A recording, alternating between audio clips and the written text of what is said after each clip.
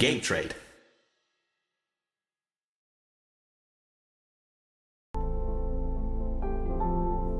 Hello, everybody. Welcome to Game Trade, where we trade games, trivia, and banter. Indeed. I'm Humane, and since this is Game Trade Blue, our player today is Garland, the Star Warrior from the Galactic Ares Reticulation.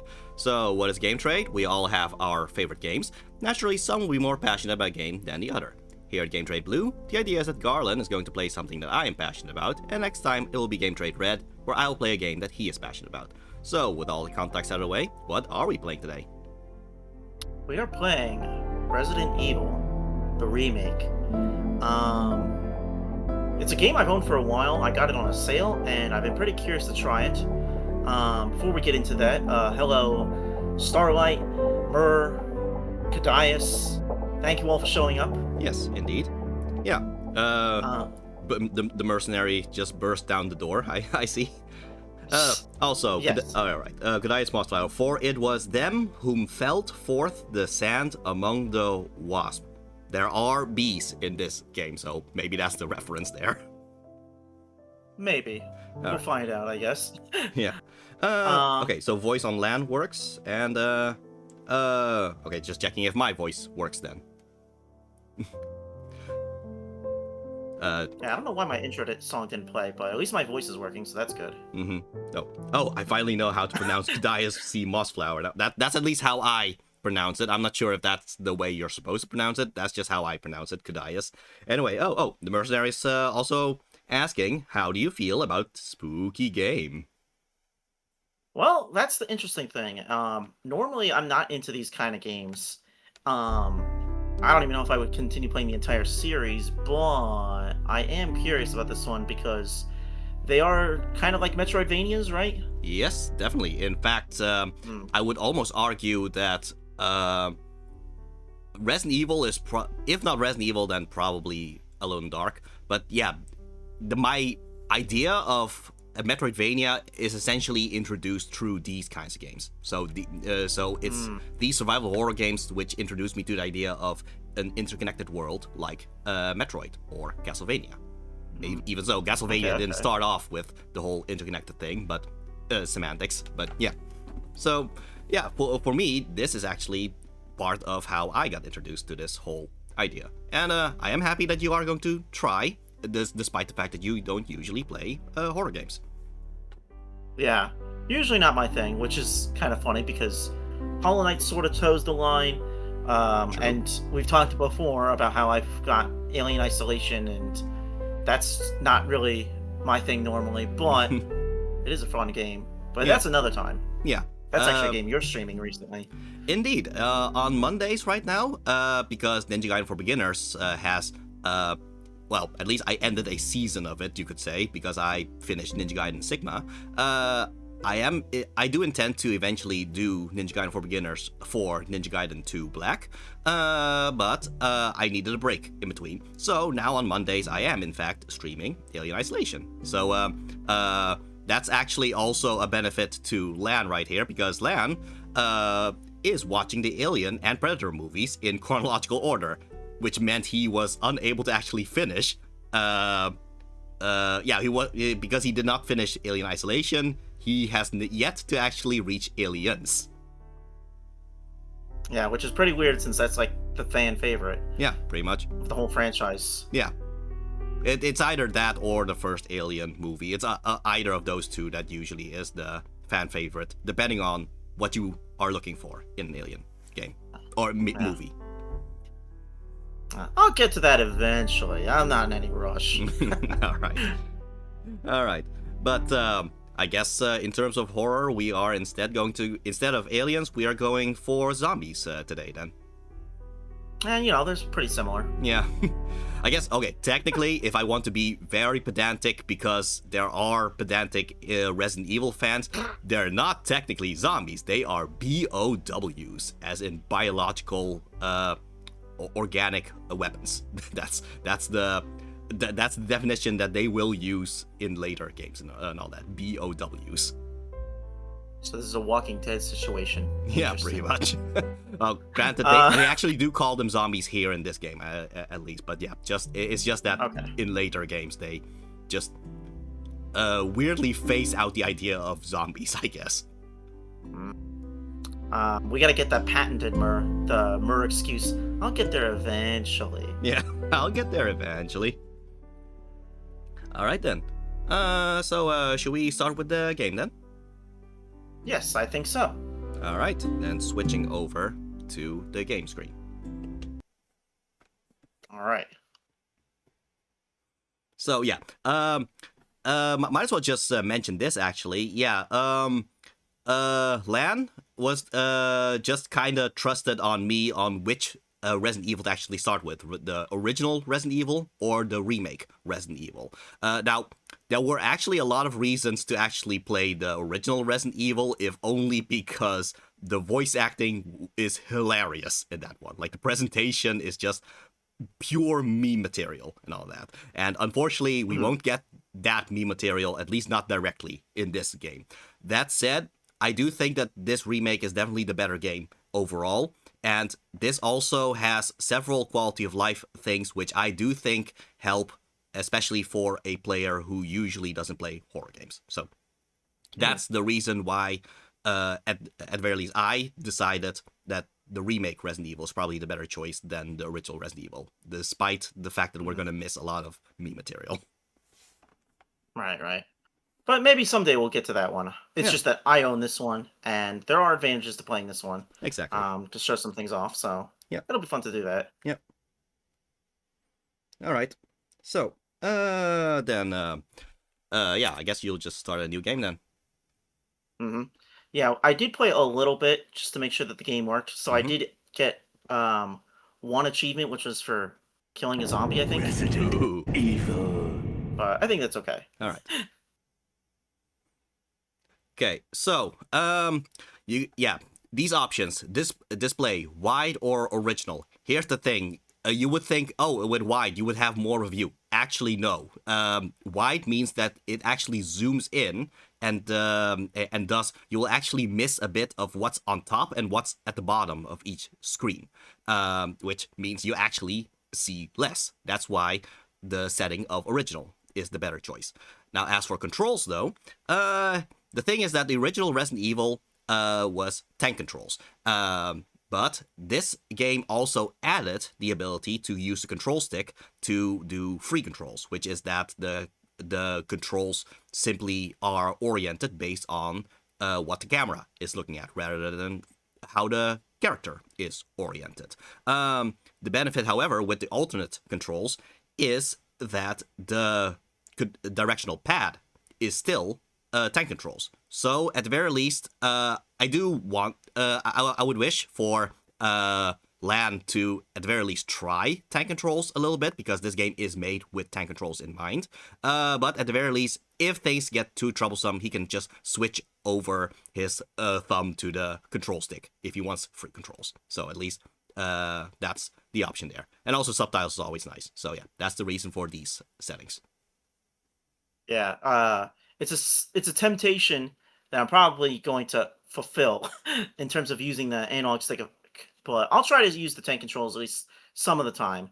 All right. Kadaya says, be them, not we have forgotten to them, which harbor them, not the reality of transit travel. I think that was a reference to the control schemes, I think, considering that it's about travel and all that.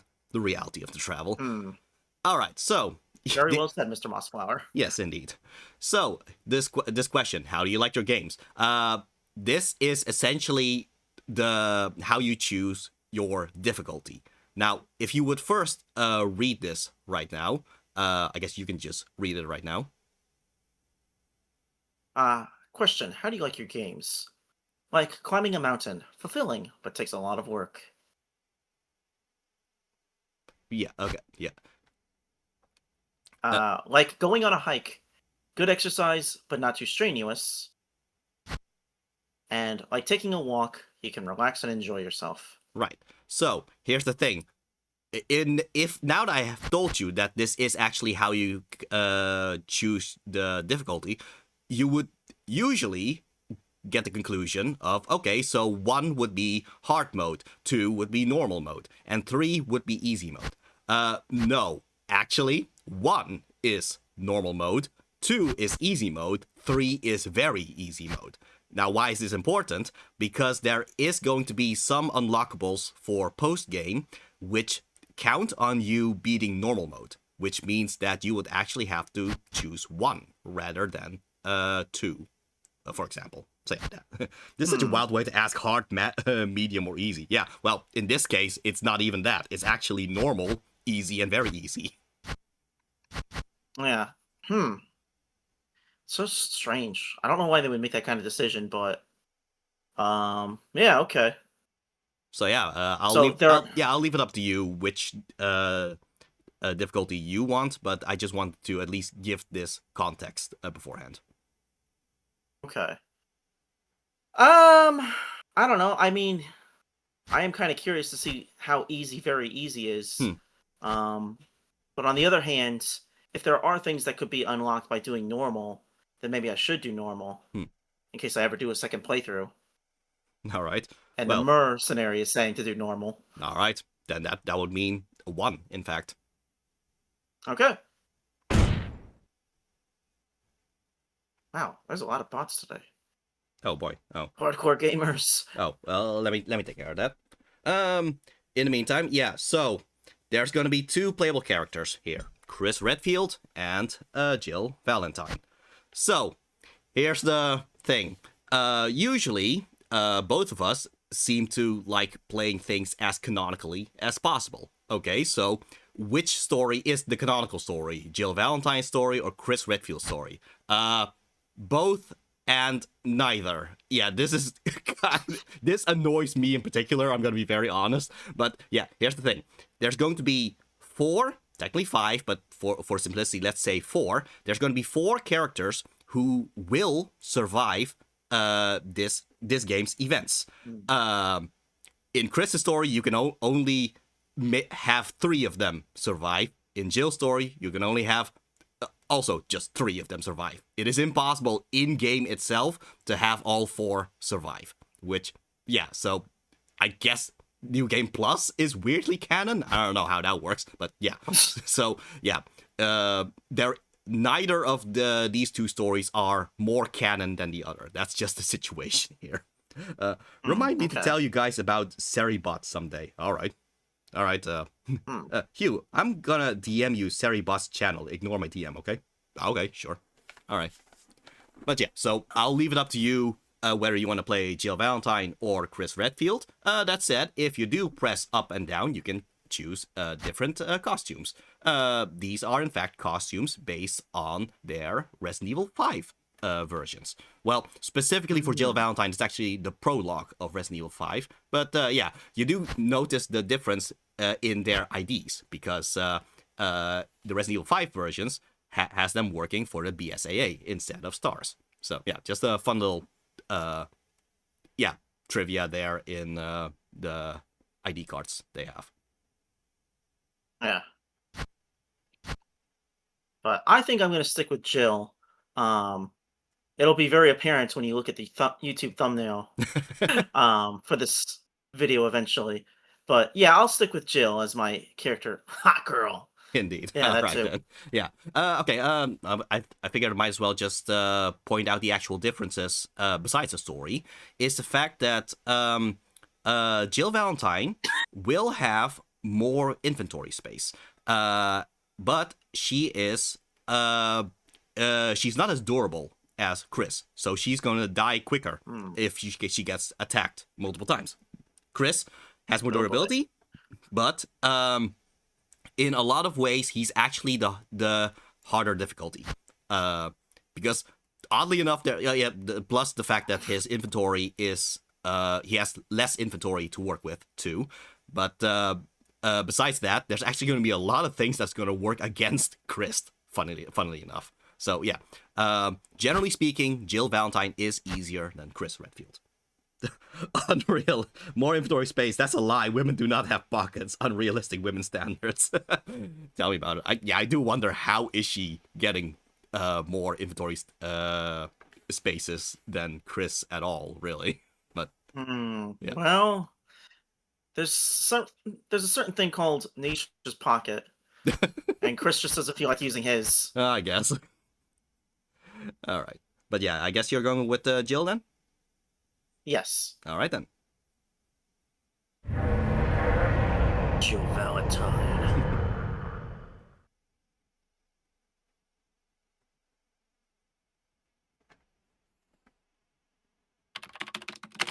July 1998, Raccoon Alpha Team is Forest. flying around the forest zone, situated in northwest Raccoon City, where we are searching for the helicopter of our compatriots, Bravo Team, who disappeared during the middle of their mission. Haven't found it yet?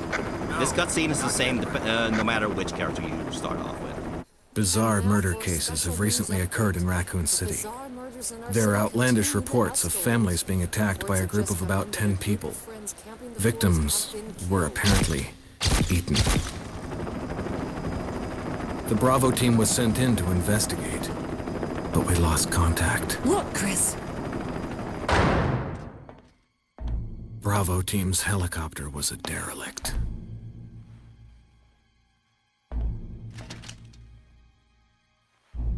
Save for the remaining body of Kevin. Oh no, not Kevin!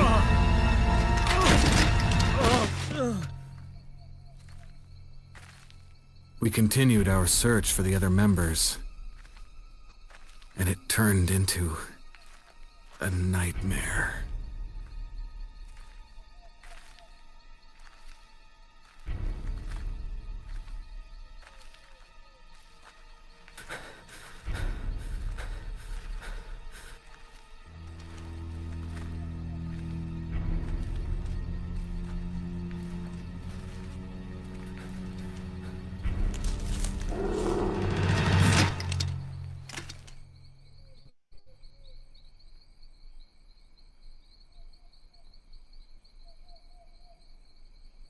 Oh, I'll be lurking now, working on some editing. Good luck with spoopy games. Yes, indeed. Well, thank you for the lurk, Mercenary.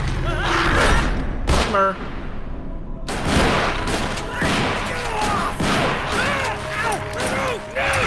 I don't think Joseph is coming out of this alive. Maybe not.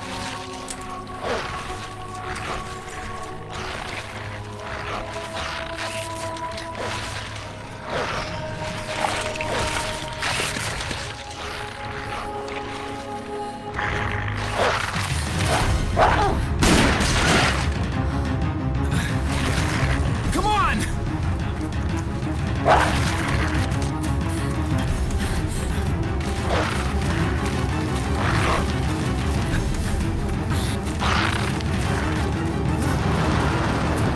Hey! Brad! Where the hell's he going? Away from here, apparently.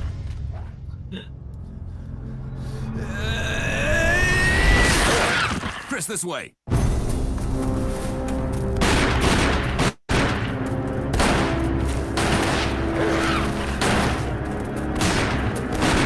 Damn it! Make for that mansion! Yeah, that guy saying, damn it there, that's Barry. If you play as Chris, Barry would not be in the game after this. So, yeah, that's indeed one of the reasons why. There are only 3 STARS members left now. Captain Wesker, Barry, and myself. We don't know where Chris is.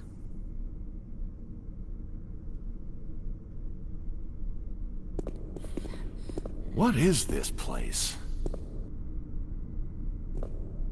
Not quite your ordinary house, that's for sure. Hey, Wesker, where's Chris? Jill, no! You don't want to go back out there. But we've got to find... What was that? Chris? No. Jill, go and investigate. I'm going with her. Chris and I go back a long way. All right. You two go. I'll secure this area. Stay sharp.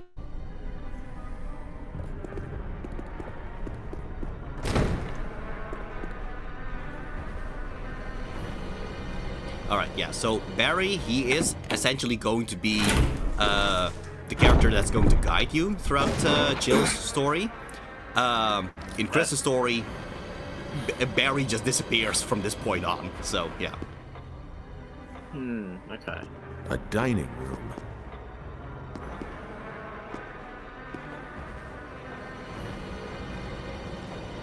Alright, so, now the gameplay has started. I think this would be a good time to just have a little, I guess, semi-tutorial about the tank controls. So yeah, the tank controls, how it works is that pressing up simply means your character is going to move forward. And then while your character is moving forward, pressing left or right will make the character move left or right based on where they are facing. So why is the controls like this in the first place? Well, that's because the camera is going to switch based on where you are. So, knowing that this room is essentially a straight line, if you know that this is a straight line, just moving in a straight line, no matter how many times the camera is going to switch, you at least know that you are actually still going to move in a straight line. That's something that's that's a little bit more troublesome if you actually use free controls. If you use free controls, the camera switches will have the direction of where you are with the control stick. That's going to switch all over the place. So yeah, you can use free controls for certain situations if things are a little bit cumbersome for you, but there is a reason why tank controls is the way it is. Okay. So this is free control. Whereas this is the tank controls. Yeah. And if you hold X, if I remember correctly, that's how you run. Okay. Yep. I think you'd better take a look at this. What is it? Blood. Jill. See if you can find any other clues. I'll be examining this. Let's just hope it's not Chris's. Yeah, so the line's a little bit different than what was in the original Resident Evil, but it's generally the same thing.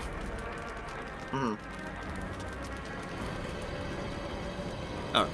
But yeah, this gives you some time to just get adjusted to the controls a little bit. Again, this is essentially one straight route. So that means that you can just kind of practice walking in a straight line with the tank controls. Consider this like your 101, as if this is some kind of car exam or something.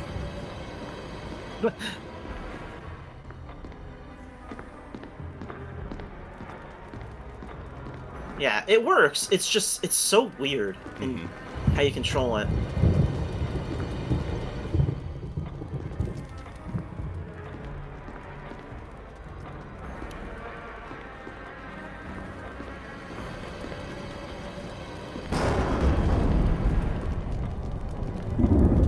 Might as well point out that the background, it's a JPEG. Like every environment is in fact a JPEG. It's this is essentially how they were able to make the graphics look almost 2 generations ahead. Honestly, because just consider this was originally released on the GameCube. Like this is on the same console that had Super Mario Sunshine. Just to give some context here. Wow. Think that how far we've come. Yep. Yeah, the only thing that's 3D are the characters.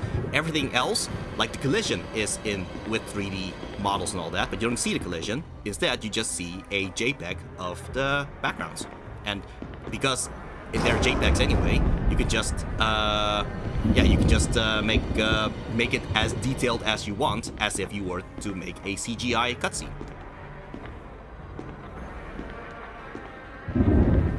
Pretty impressive. Yeah. Alright, so let's look at this glowy thing. The only movement is the silent flicker of the candles. Flame. Okay. Okay, I think she's not interacting with the actual thing that you... Ah, there it is. Ink ribbon. For typewriter... What does it say? Royal type? I think it's royal type, Cool. but come to think of it, it does... Well, you can examine it if you have it in your inventory. Okay, so let's say yes. And then...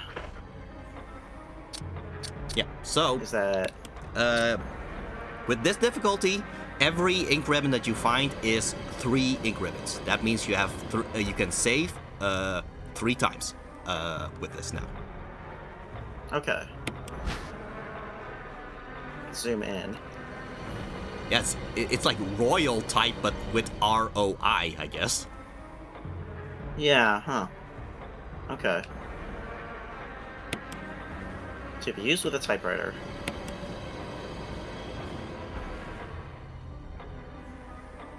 Interesting. Yep. Yeah. Okay. Something to kind of get used to, that whenever you do find some kind of key items, at very least try to examine it. Because who knows if it happens to have something hidden inside it or something. Right, right. Okay. Okay. So You can use it to save right now.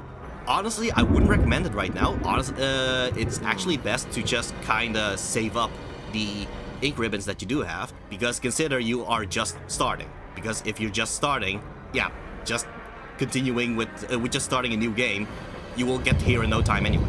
So it would, at this point, it would be kind of a waste to use one of your ink ribbons now. yeah, that makes sense. Whoops.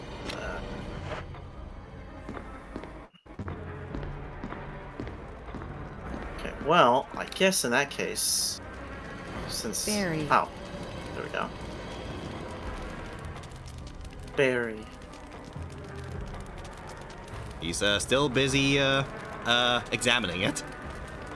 Just making sure Yep, it's not Chris's blood. Yep, that's a pool of blood, alright. Yep. That is a pool of blood. Yeah, I find it interesting, because the voice acting in this, so far from what I'm hearing, is still kind of cheesy. Yeah, I mean, to be fair, it's still a step up from what it was originally. Let me put it like that. Okay. But yeah, just like when Wesker was like, Jill, no. Yeah. I was like, okay, calm down. All right.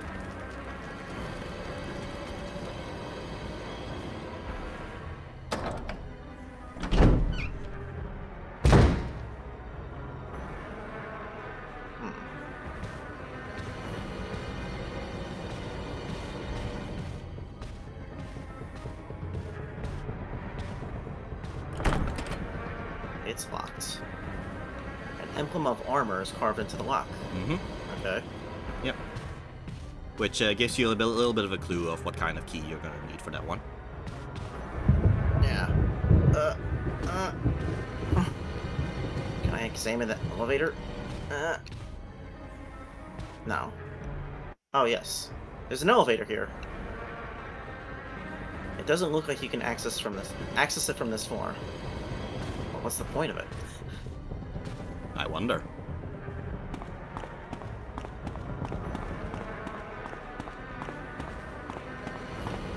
Okay. It's locked. An emblem of a sword is carved into the lock. Alright, turn around. Nope. Oh my gosh. If you want to do a quick turn, as in just have a 180 turn, that would be down and X. Oh, whoops, I pressed Y. There. Okay. Considering that sometimes you are going to interact with a door, and then, oh, you want to walk away from the door because it's locked or something, do kind of get used to maybe doing a 180 turn so you can move away from it. Okay. Wait, where does this door go? Oh, this is where it came from. Oh, okay.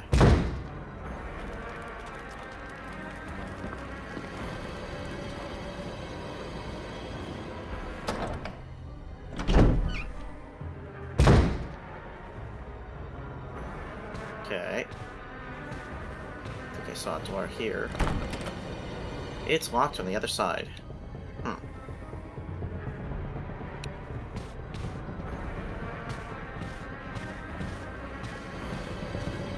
What's over here?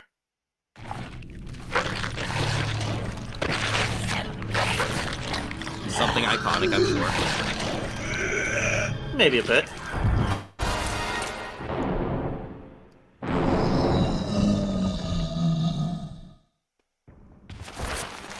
So yeah, you can try to attack this or run away. Get off of me.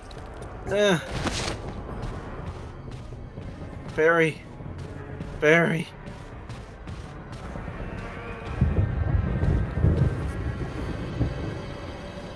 Hopefully zombies don't know how to use doors.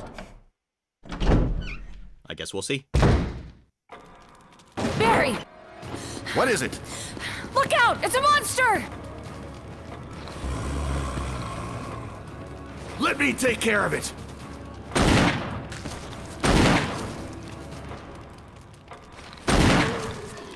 So yeah, this is a nice gun that Barry is using. Yeah. What the hell is this thing? I found Kenneth killed by this thing. Let's report this to Wesker. Well, I guess let's report this to Wesker. Also, yeah, you can already see with Jill's pose, I guess. Yeah, she's not looking so good right now. I think if you press Y right now, you would be able to see her health. Yeah, it's at caution right now. So yeah, if you are at caution, that's when their running animation and idle animation changes just to reflect how they are in their health at this point. Okay. But yeah, I guess let's report this to Wesker. Alright. I remember how to get over here.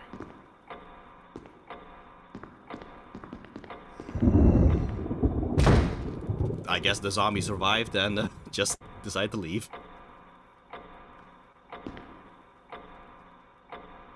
Sorry for disturbing you guys.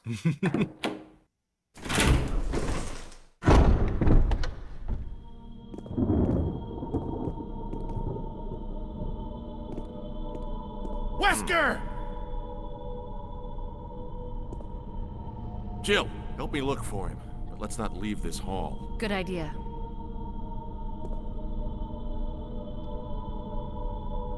Okay. Okay, so Barry himself is saying don't leave this hall, so yeah, just try to keep searching, but stick within the hall, I guess. That's a good idea, but I'm gonna leave the hall. Alright. I'm out of here. Alright, well, let's see what this happens then. Oh, better finish searching, okay. Aw.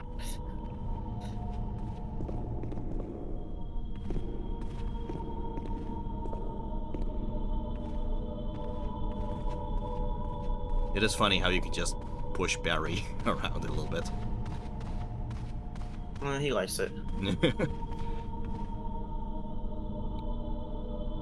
Okay.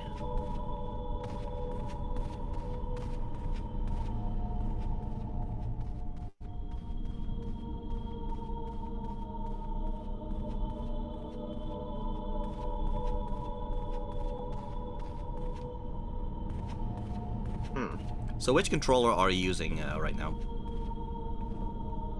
So I got years ago an Xbox One controller because I got like a discount on it with GameStop. Mm-hmm. So I've been using that for playing PC games. Mm-hmm. I see.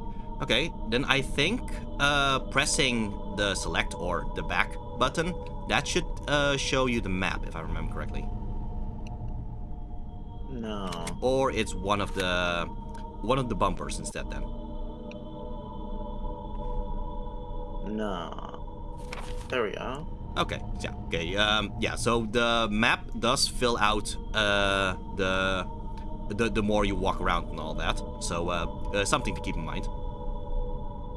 Okay. So which button did you use to activate the map?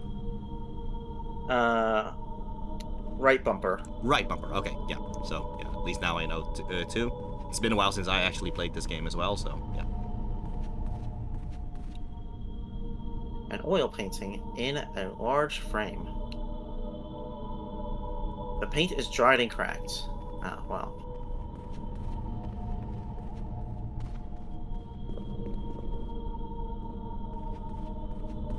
Wesker, get over here. I'm dying.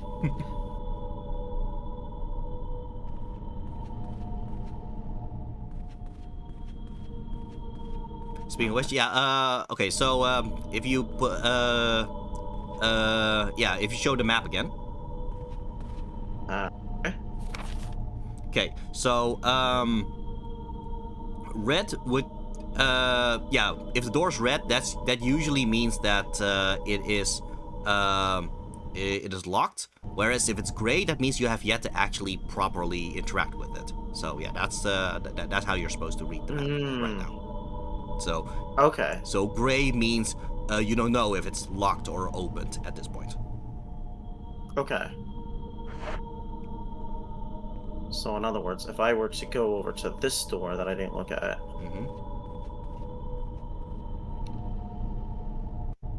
it should show up. Oh. Well, it still shows as gray. Okay, well, I guess in this case, I guess you'll just have to interact with it again after being done with searching for Wesker, I guess. Okay.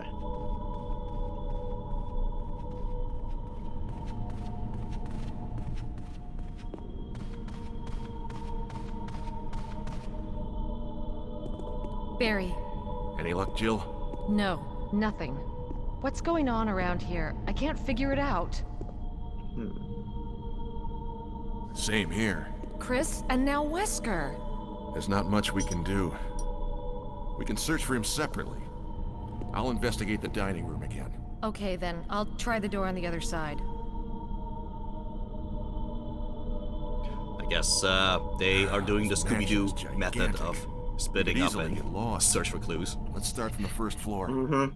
Okay. There was even a dog earlier. Oh, Yeah. I almost forgot. It's a lockpick. You'd make better use of it.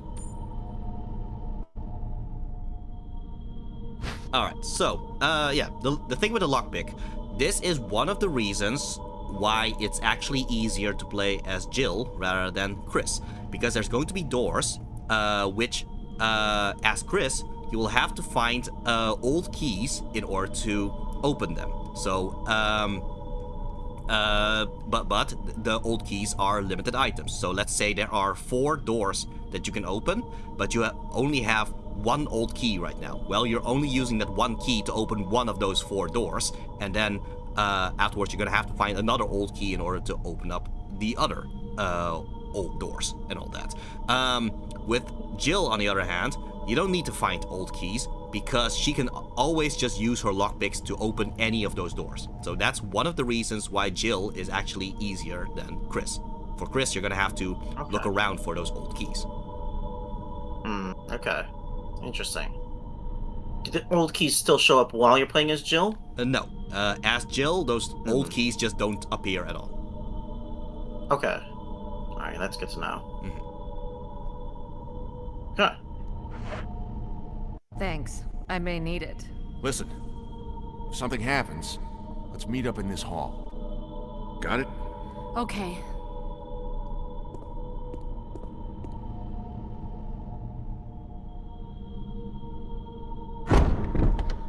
Okay, so Barry right now is in the dining hall, so you are generally encouraged to go to the right right now. Speaking of which, yeah, show the map again. So the way the map is built, or the way the mansion is built, is that the hall that you're in, that is the middle point of this entire mansion. That means that everything to the left of it is the left wing, and everything on the right of it is the right wing. If you are going to move from one room on the right wing to go to the left wing, usually you would probably pass by the this hall, or this hall or the hall above, for example. So that means that the hall will always be the center point for you to orient yourself on where you are at any given moment. So yeah, that's one way to kind of keep the map in your head, I guess. Okay. Alright, I'll have to keep that in mind. Yeah. Also, might as well just mention that where you found the zombie, which is all the way to the left there. Yeah. In the original Resident Evil 1, that would have been a dead end. However, if you look at the map now, it does seem to be there's a door over there. So that is something that is added in this remake. Okay, interesting. I'll be curious to look into that. But yeah, as for which direction you're supposed to go, well, that's kind of up to you at this point, because Resident Evil 1 is actually very open-ended, especially if you compare it to other Resident Evil games. So yeah, it is kind of up to you which direction you want to go first. Just kind of keep in mind where you are at any given moment based on the position compared to the middle of the hall and all that. Okay.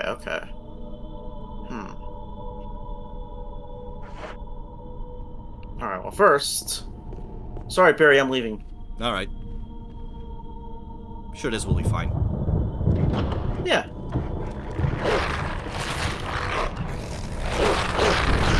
Oh. Well, maybe this wasn't such a good idea. Nope.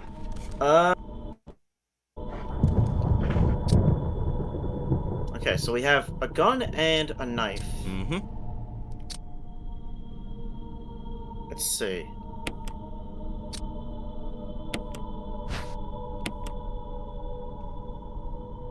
STARS, a STARS custom automatic, fires 9mm parabellum rounds. Interesting.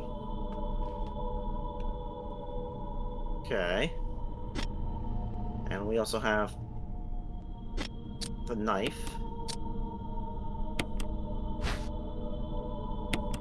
A mid-size, lightweight survival knife. Right. Chill's personal protection knife used for close encounters. Okay, so here's the thing with the knife in this game. In other games, like for example Code Veronica or Resident Evil 4, the knife actually is very useful in order to preserve ammo and all that.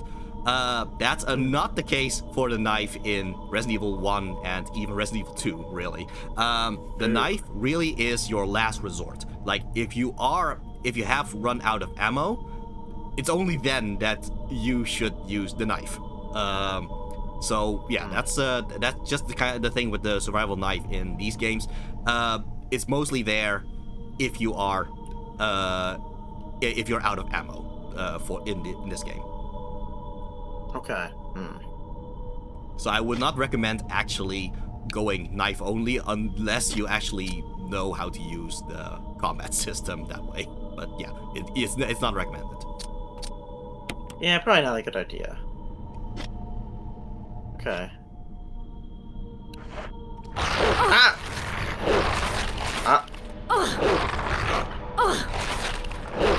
think you have to keep pressing X in order to. I think you were actually supposed to keep mashing X in order to make the thing. Get used to it. Die for the first time. Well, all right then. Wow. Okay. Well, I did say we will get here pretty soon anyway after a new game. So yeah. So at least now you can just skip the cutscenes and just and maybe this time you can even just avoid the getting damaged by the zombie altogether. Okay, so just do new game again, right? Yeah. Because you did not save. Because I myself thought it would have been a bit of a waste to save that early on when you have limited ignorance. Yeah, that makes sense.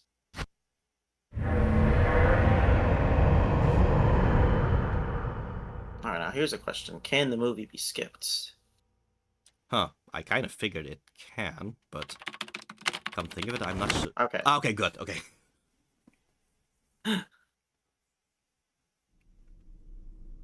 There are only 3 STARS members left now. I guess Cap is one of the 3 left surviving, I guess. Well, if there's anyone to trust, it would be Captain America. Yes, indeed. All right. Pick up this thing first. Yes. Yeah, Out of so Jill. curiosity. Yeah. Speaking of which, Jill has 8 inventory slots. Chris only has 6. So yeah, that's a lot less by comparison. That gunfire. I'm counting on you to investigate, Jill. Sure thing, Wesker. Yeah, so Wesker definitely doesn't seem to want you to actually be in the hall right now. I'm glad we did this we died so we could get that cutscene. That's true. You know what? Let's see. Got cold feet already? Yeah. That's not like you. Actually, this might be the best way in order to kinda no damage this situation here. Just keep interacting with this door. Oh, okay.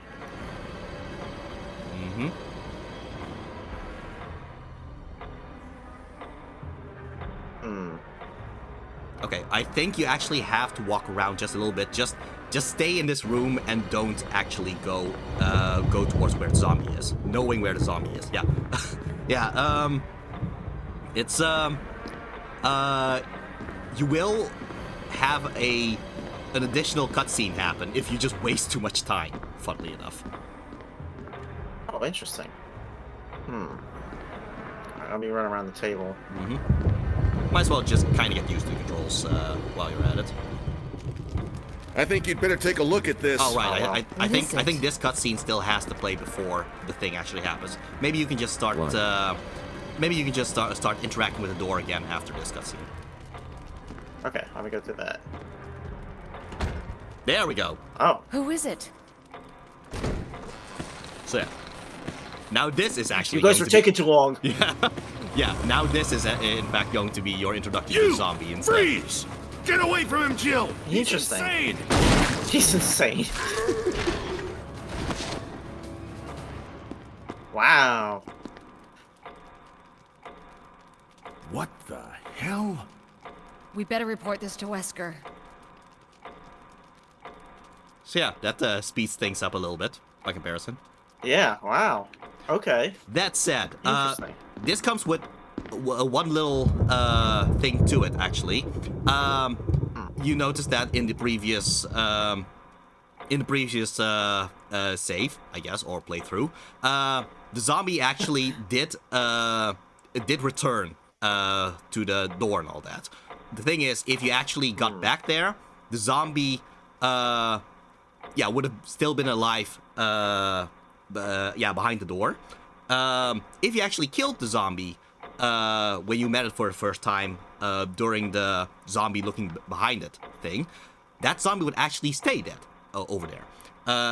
How things have been resolved here is the zombie is going to return back through the door, but it will still be alive when you actually return. So that's going to be a little thing to keep in mind now because the way the cutscene has played now. Okay. Good to know.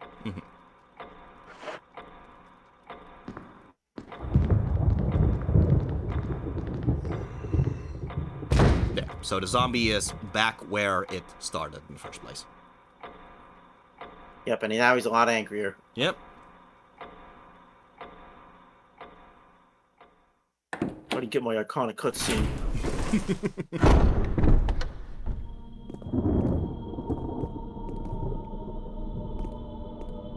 Wesker! Okay, so this thing is still the same. However, you were only able to look upstairs. Try looking downstairs. Oh, okay.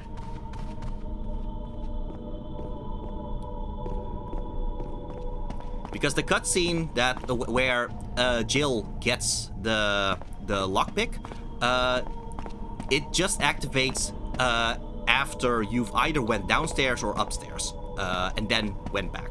So that's how that cutscene activates. So this is just the alternate way to activate the cutscene. Barry. Interesting. Any luck, Jill? No, nothing. What's going on around here? I can't figure it out. Same here. Chris, and now Wesker. There's not much we can do.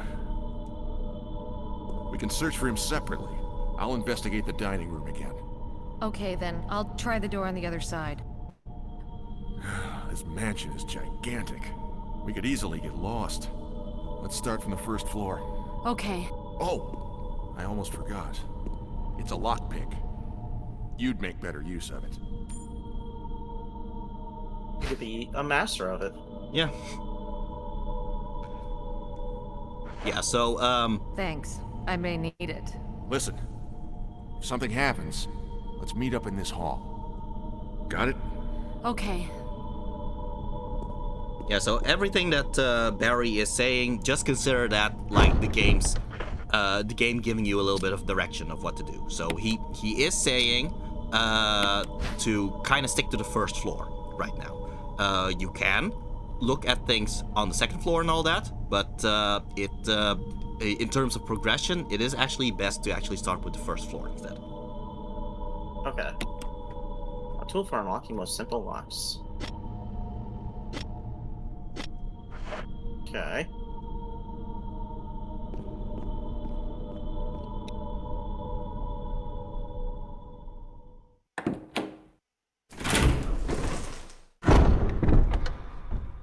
Alright, Barry, are you still examining that pile of blood? He loves examining that pile of blood, doesn't he? Oh no, he's gone. Oh, I guess not. Alright. Okay. Oh, there we go. There are blood stains on the floor. Hope these didn't come from your friends. Okay, so... Narrator? Okay, who's the narrator this time? Oh man, I don't know. I don't know enough about Resident Evil to know who that could be. Alright. Okay, actually, I do want to point something out, actually. So the fireplace. Interact with the fireplace.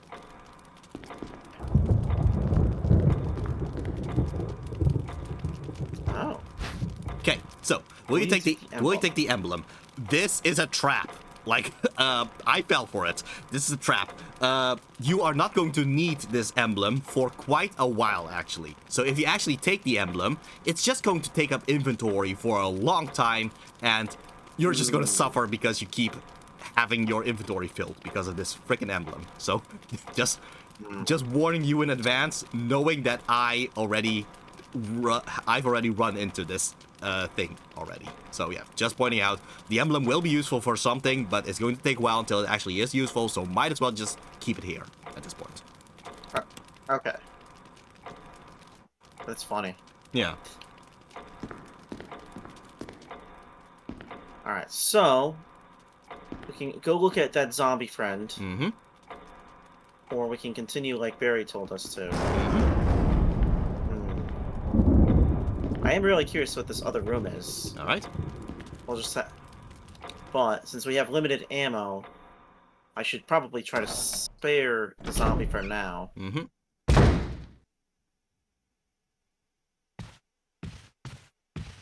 Oh.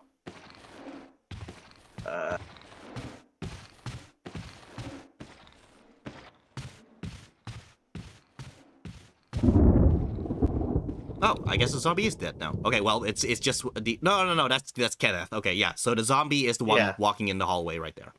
So, yeah. Yeah. The corpse of your comrade, Kenneth. It looks like he's holding something. It's the film that belonged to Kenneth. I need a video player to see what's recorded on it. It's going to take a while for you to actually find the video player. So, yeah, so just keep it in mind that you do have this videotape. Okay.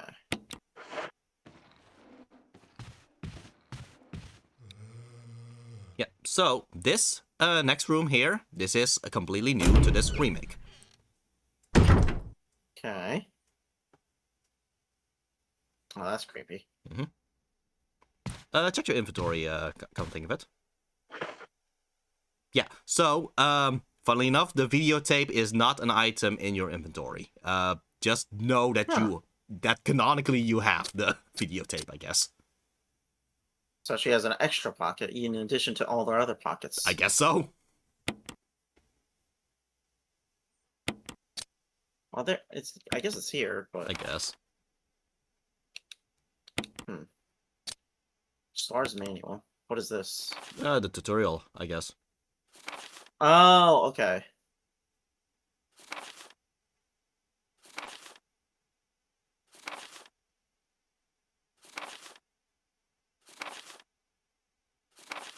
There's a lot. Mm-hmm. Yeah, nowadays in more modern games, they would probably just have the actual game itself explain this rather than having a literal manual to interact with. Yeah.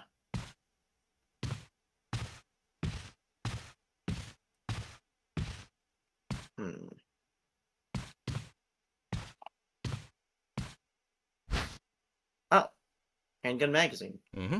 Okay. Okay, so the handgun That's magazine, nice. the handgun magazine, it does stack. As you notice, it was at 15. After a while, it no longer stacks, and you will have an additional. Yeah, it will take up an additional inventory slot for your handgun magazines. So, knowing that inventory management is important with this, do consider rationing out how many handgun ammo you actually are going to bring along with you. Okay.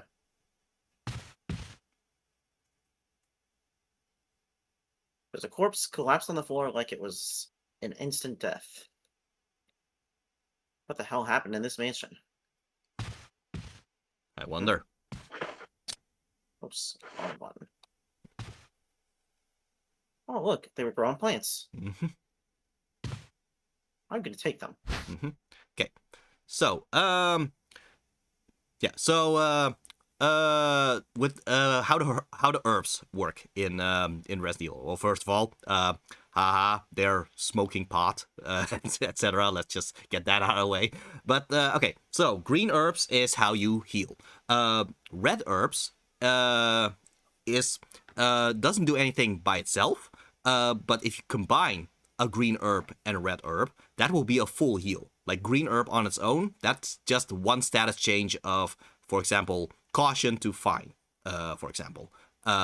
Whereas just the combination of green and red herb, that is going to be a full heal. That's an alternative to the first aid kit, which also is a full heal. Then there is the blue herb. The blue herb also doesn't do anything on its own, but if you combine that with a green herb, that will allow you to cure poison effect, because you can get poisoned. So yeah, that's how each of these work. Just consider that green herb is always the neutral one that per default heals, but in order to use the red and blue herbs, you have to combine it with a green herb. Okay. This is why keep that in mind. Yeah, this is why a green herb is probably going to be the most common herb to find. And if you do find a red herb, do consider how valuable it actually is by comparison. Okay. All right. That said, yeah, there are two green herbs here right now. This is also one of those things where you have to do some decision making, because maybe you do want to bring both of them together, but that means 2 inventory slots are now occupied. What you can also do is just remember that one green herb that if you are going to leave behind that one green herb, at least that green herb will be here the entire time. So at least you can just remember, oh wait, I still left a green herb behind here in this room. So if I just return to this room, I can just grab the green herb that I left behind. So yeah, that's something to kind of consider in terms of how you manage your inventory. Another thing you can do if you want is in fact to grab both of those green herbs and then combine both green herbs in order to get a green herb, I guess. The green herb will heal more, but it will never be a full heal like green red is. It's usually better to have green red than to combine any of the greens together. That's the general rule there. Green herbs. I've been here the whole time. Yes, indeed. So yeah, Interesting. that's your Okay. little that's the options of decision making here, because sometimes you do want to make use of all your inventory slots, or sometimes you do want to consider how much am I going to bring with me right now. Okay. All right. Well, I think I'll leave this one for now, and I'll try to remember that it's here. Mhm. Okay. But yeah, with that said, um, yeah, I guess we can go upstairs.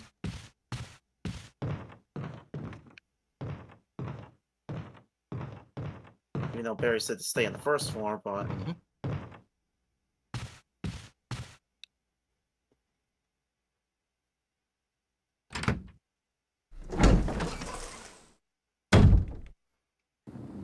Okay, first of all, there's a dead body here. Do remember that there is a dead body here in particular, actually. okay. Also, bring up the map right now.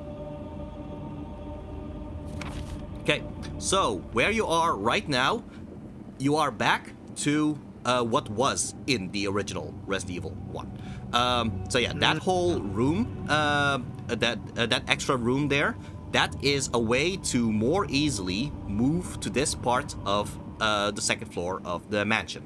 Okay. In the original one, the door all the way at the bottom, that's how you would get here for the first time in the original. But I guess they made it a little bit easier by giving you this extra path to move one floor up now. Okay.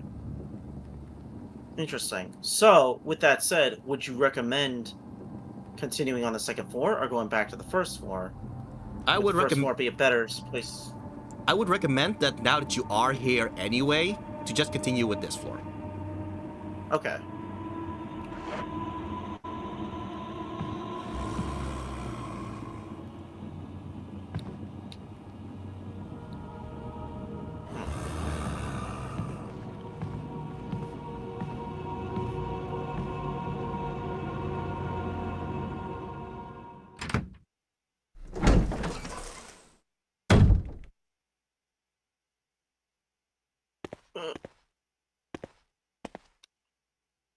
There's an inscription on the shield.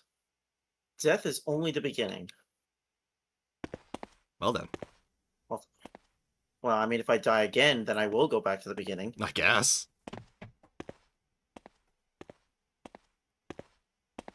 Can I look at this statue without getting stabbed by it? Yes, you can just look at the statue without getting stabbed.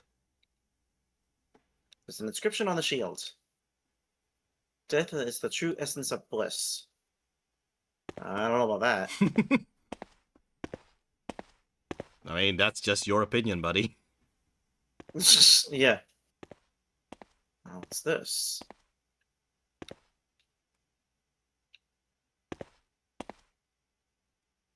May whoever takes this emblem find peace in death. Will you take the mansion key? That doesn't seem like an emblem, but alright. Alright, so, what happens here is, this is a trap. Yeah, I'll just kind of let it happen right now. Yeah, okay, so, you have a limited time now to put something in the place of the key, but you don't have any right now. So, what you're gonna have to do is interact with it again. Yeah. There's an indentation in the middle. An armor-shaped emblem is carved within. Y. Press Y. Press Y. Press Y. Okay. Yeah, you are going to have to put the magic key back in there. Okay. Yeah. So, you are going to have to find something in order to kind of Indiana Jones this and put something else in its place so you can actually take the magic key with you. Interesting. Okay.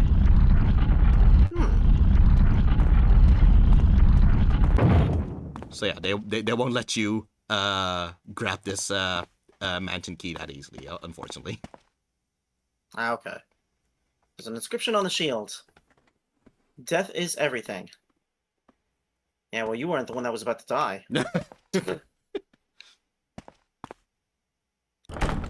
And it's locked. An emblem of a helmet is carved into the lock. Okay. So I guess that's the end of this pathway. Yep.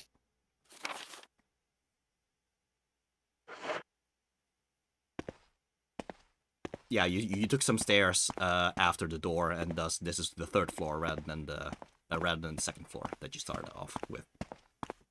Right. But yeah, just consider, just keep in mind that that you can get this key if you have something to replace it with. Okay.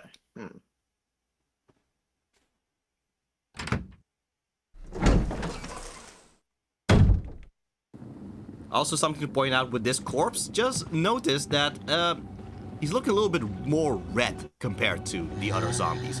Just saying. Yeah, it's interesting. Mm-hmm.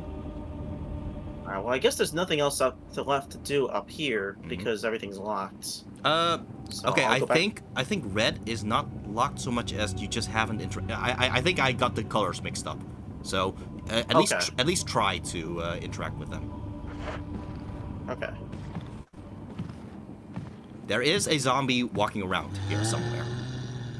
Yeah, I hear him.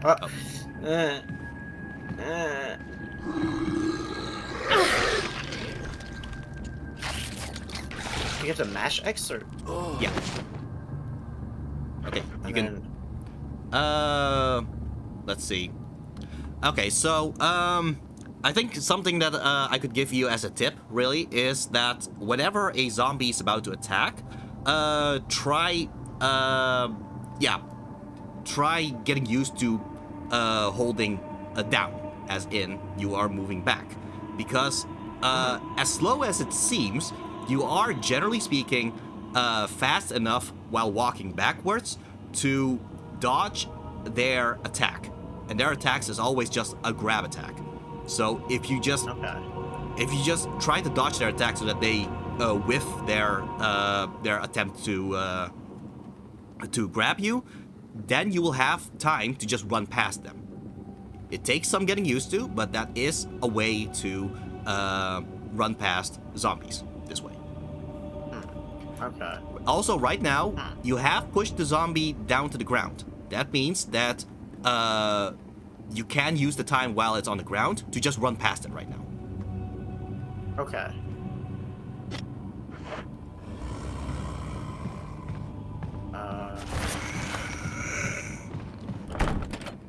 It's locked from the other side.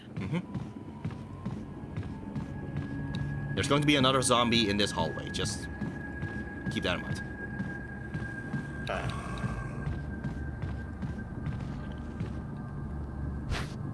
Will you take the golden arrow? That seems like it would be a bad idea. Because my inventory is already starting to be limited. Okay. I guess I won't spoil too much after this, but yeah, in this case, I do want to stress, do take the golden arrow. You do need the golden arrow, actually. But, Okay. But yeah, yeah, there's going to be many of these moments where you would not think maybe this would be useful or not. Yeah, you are either going to pay for grabbing an item even though you don't need it, or you're gonna pay for not taking an item when you actually do need it. So yeah, just as a freebie, because you're just starting right now, I do say take this golden arrow. You're gonna need it. Okay. Oh. Assassin. Okay. Okay, there is a zombie. Yeah. right there though, so do consider that. Yeah, that's why I'm being cautious about it, because I don't want to die again. Arrowhead looks like it can be removed. Arrowhead. Okay. The arrowhead is made from peridot, sometimes referred to as a poor man's emerald. Chaos peridot? Maybe. Okay, well, we got an arrowhead. All right. I think the best thing for you to do in terms of dealing with the zombie really is just move a little bit away from the zombie and then just start shooting it. Like, at this point, the thing is, if you are too frugal with your gunshots, all you're gonna do is just make things more difficult for yourself. Sometimes you do have to at least use it in order to actually make use of the fact that you've been saving up these ammo in the first place. So yeah. Okay. So to do the shooting, I have to hold, I think, L bumper, and then is it X? I think the file would say there was a whole tutorial thing. At least with the files, you would have a confirmation of what you're supposed to be pressing. Let's see.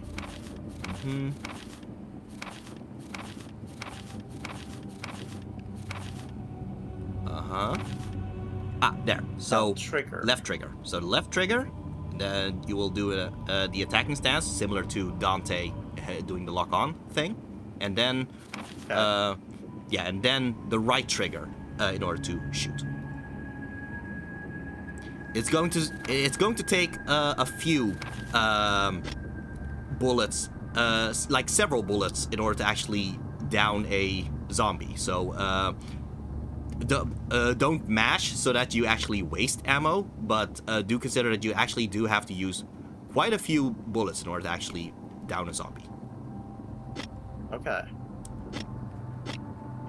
Alright, let me try to get space, and then... Yeah, go ahead. Nice, okay, yeah, good. Now you can grab the ammo there on the mirror. Oh. Okay. Yeah, since you did use ammo, might as well just refill just a little bit. Yes. Okay. Yeah, so you downed the zombie, but you did not kill it, but at least you can run past it, at least. Yes. It looks like... Oh. I unlocked it? Yeah. Oh, because I'm the master of unlocking. No, you unlocked it because you're on the other side. Like, if you... Oh, yeah, just go past this door, really. Like, really go past the door right now. Yeah. Okay, so, in the original game, this door would not have been locked from this side. You could have just gone through this door just from the start.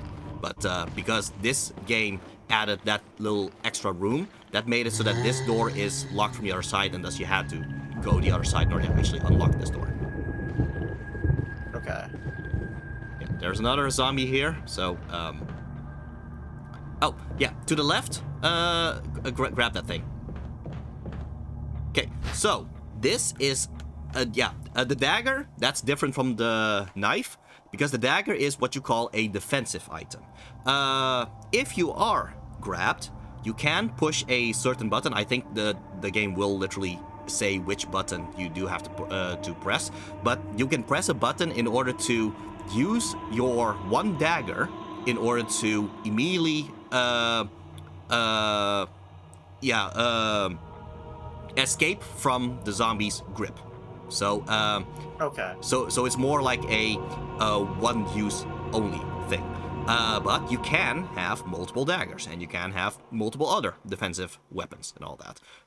So yeah, that is what the use of the dagger is. And if I remember correctly, the dagger does not actually fill up your inventory.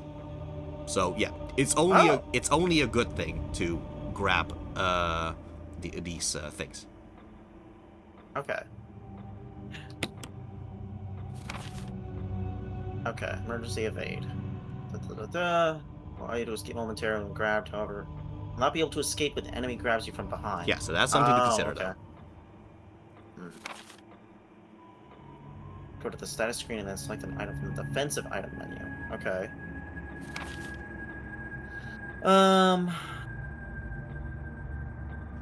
Yeah, so it's the left bumper.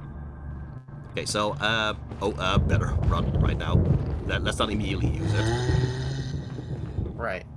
Okay, so you can press, I guess you can press Y, because that just stops time anyway. There we go, yeah, so to the left there. That's which defensive item you have right now. Okay. And you have one... So right now I have... Yeah, you have one dagger right now. Dagger. By stabbing with this dagger, you'll be able to protect yourself and escape from hostile situations. Okay. Is it like made of glass or something?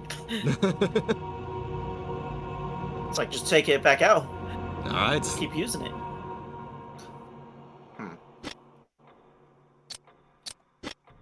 Also, there's whatever this is. Interesting. Okay.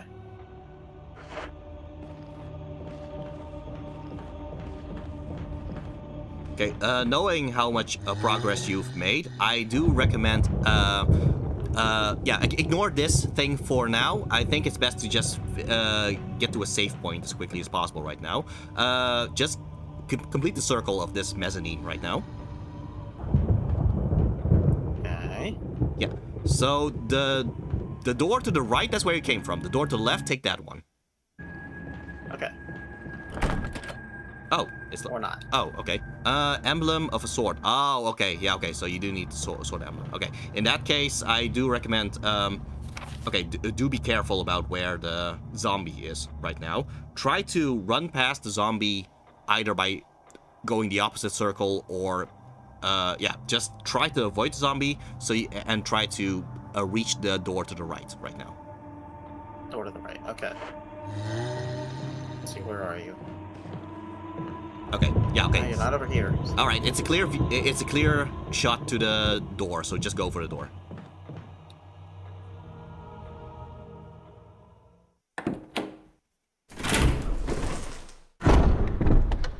All right, and you're back in the hall. So now that you're back in the hall, I would recommend right now to go downstairs and go back in the dining room because you at least know that there is a typewriter there. So just use the typewriter right now. Okay.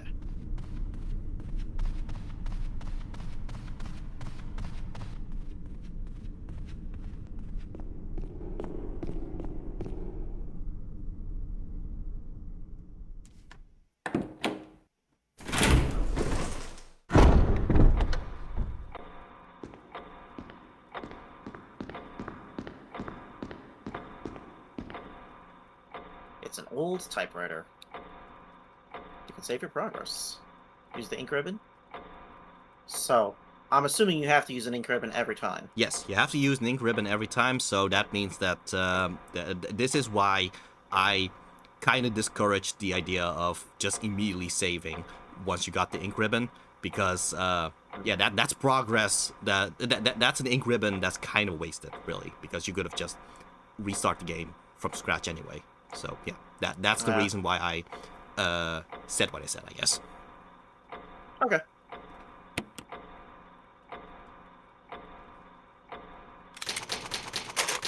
Okay. 001 dining. Yeah. Notice how the text of the save, it was white. If you were playing on an easier difficulty, it would have been a different color. But yeah, white is the normal difficulty.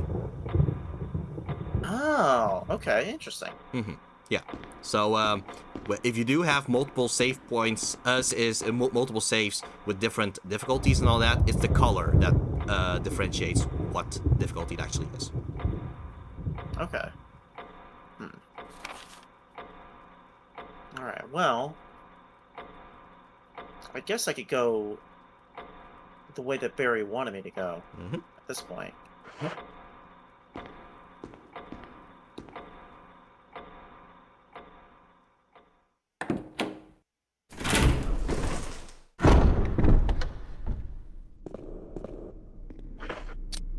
I keep pressing that.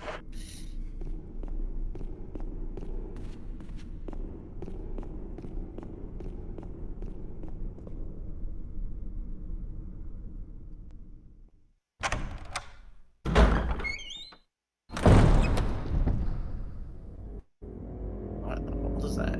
Yeah. Something shiny up there, but Jill can't really reach it right now.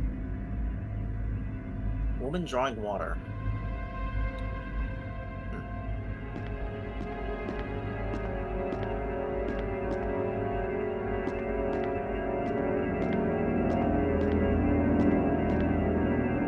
Portrait hangs on the wall. It almost seems like it's watching you. ominous. Nah, that would just be crazy, Joe. Okay.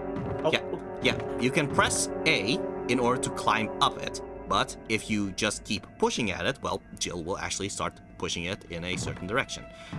So yeah, with that in mind, what's the best way to actually grab the thing high up there? Ah, I see what you're saying. Okay, so how do I? It's like no.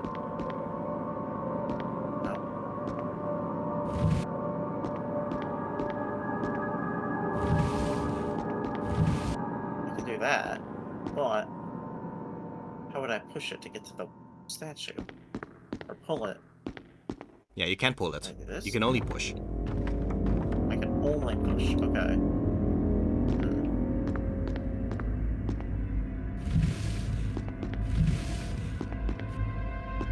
Can I do this?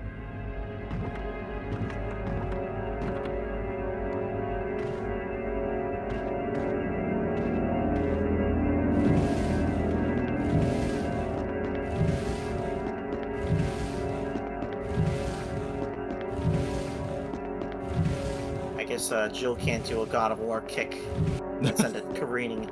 Unfortunately not, no. I want the shiny thing.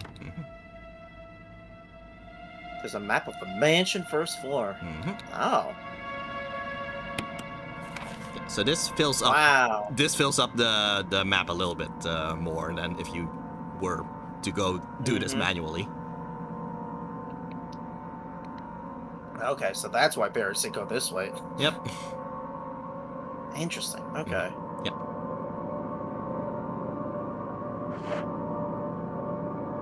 You got the map of the mansion first floor. Okay. So the thing with the room to the left there. I'm just gonna say it. It is also kind of a trap. If only because it seems to be a dead end. At the end of the dead end, this is where you're actually supposed to get the tutorial for the dagger for the first time, for the defensive items. Oh. So they actually want you to use the dagger in order to get out of a situation because you will get cornered by a zombie. If, however, you are skillful enough, you can just grab the dagger, feint the zombie in order to run past it without using the defensive item, and you essentially get a free defensive item. But I wouldn't recommend doing it, but that is something you can do, and but otherwise, at least you will get some kind of experience of using the defensive item. So yeah, just saying what options you have there. You can also just never actually go in here knowing that all you're gonna get is a defensive item. It is funny that you go in here to get a defensive item and then you potentially just lose it immediately. Yeah. But again, if you are that's the funny thing. If you are skillful enough, you could just you can just get a free defensive item out of it if you are good enough with how you move and all that. Okay. I would consider doing it, but because Jill's health is low, I'm gonna say pass on it for now. All right then. Okay. What about this way? Okay, never mind. Emblem of sword. Yeah. So we definitely do need the emblem of the sword key right now.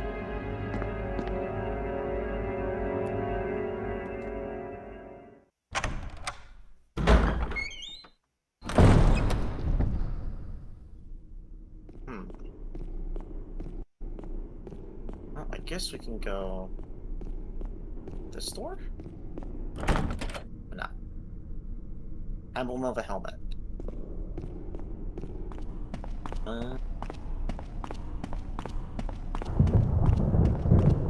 This way? That's not ominous. What? What on Mobius was that? Yep. Wonder what's on the other side of this door. Well. Nothing friendly, I'll give you that.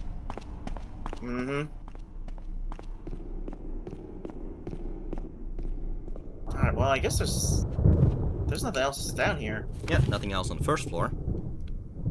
Okay. But the map did, then, the map did reveal something special about this room. The hall in particular. About the hall. There's a door? Yeah, there's some kind of door up north. Hmm.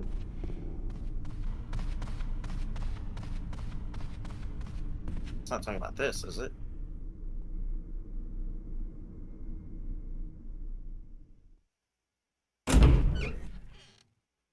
So this area is also something new to the remake in particular. Oh, okay. This huge area, okay. Ah, boy. Yeah, do be careful about the zombie here.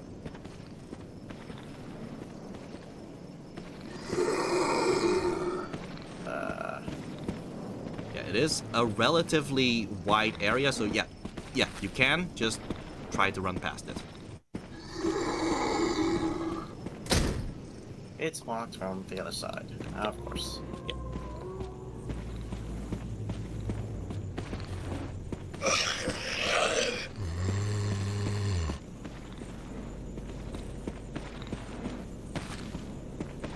Alright. Good job running past it. Okay. There's two in here. Or out here.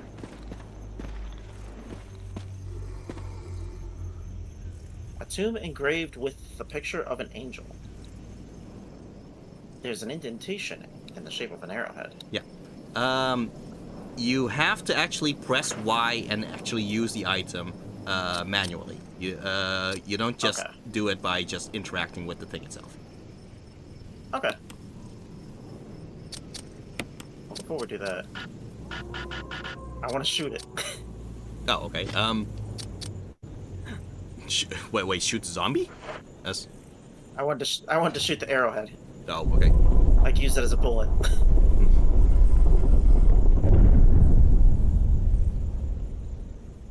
Okay.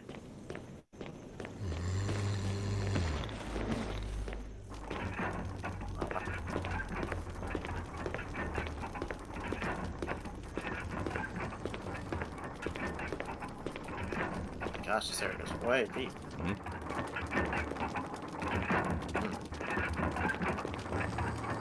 I'm curious, still following me. Yeah, it won't follow you downstairs. So at least there's that. Oh, okay. Stone statue with a hole where the eye should be. Okay. Stone statue with holes where the eyes, nose, and mouth should be. Oh, okay. Stone statue with a hole where the nose should be. And stone statue with a hole where the mouth should be.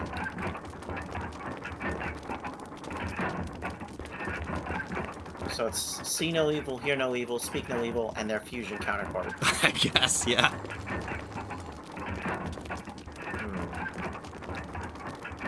A book is fitted perfectly in the indentation. Uh-oh. Will you take the Book of Curses? I don't know.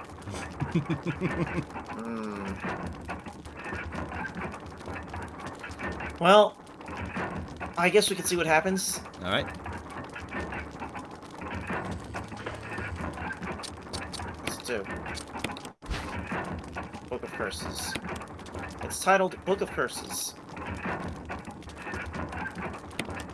There's a key embedded on the back cover. Will you remove it? Oh. You got the mansion key. Okay, whenever you have these mansion keys, examine it so you actually know which key you actually got. Book of Curses. 4 masks. A mask that speaks no evil, a mask that smells no evil, a mask that sees no evil, a mask that cannot speak, smell, or see evil. When all 4 fall into place, evil will awaken. Ah. Alright, so this is something that in this game is, this game is a lot more forthcoming about what you actually have to do compared to the original Resident Evil. The original Resident Evil also has you finding 4 different things in order to actually progress. but it's not these masks. These masks are new to this game in particular, this remake in particular. But here they just outright say, okay, you're gonna need these 4 masks to continue. So find these 4 masks. In the original, you would not know you would actually need 4 different things until much later. So yeah, that makes this game a little bit more forthcoming about what your long-term goal is compared to the original. Okay. Interesting. There's nothing unusual. Is it though? Hey, There's an engraving of a sword. there If we go. only I just turned the key around. Yes, indeed. So yeah, so now you know Okay. you have the sword key. So every door that was locked with a sword emblem, you can open it now. Combine it with the knife? Yeah. Make an extra long knife. Yeah. Oh. So I guess I can just leave now. Yep. Because you don't have any masks right now. Alright. But can I leave? Oh gosh. Yeah, you guys just hug it out. They actually are. Alright, well, eventually they will kind of walk away, and you're just gonna have to take your chance and just run past them. Ooh, Yeah. okay. Either that, or just shoot them from the stairs, but you might accidentally hit the stairs instead, and that would be a waste of ammo. Yeah. Ooh, boy.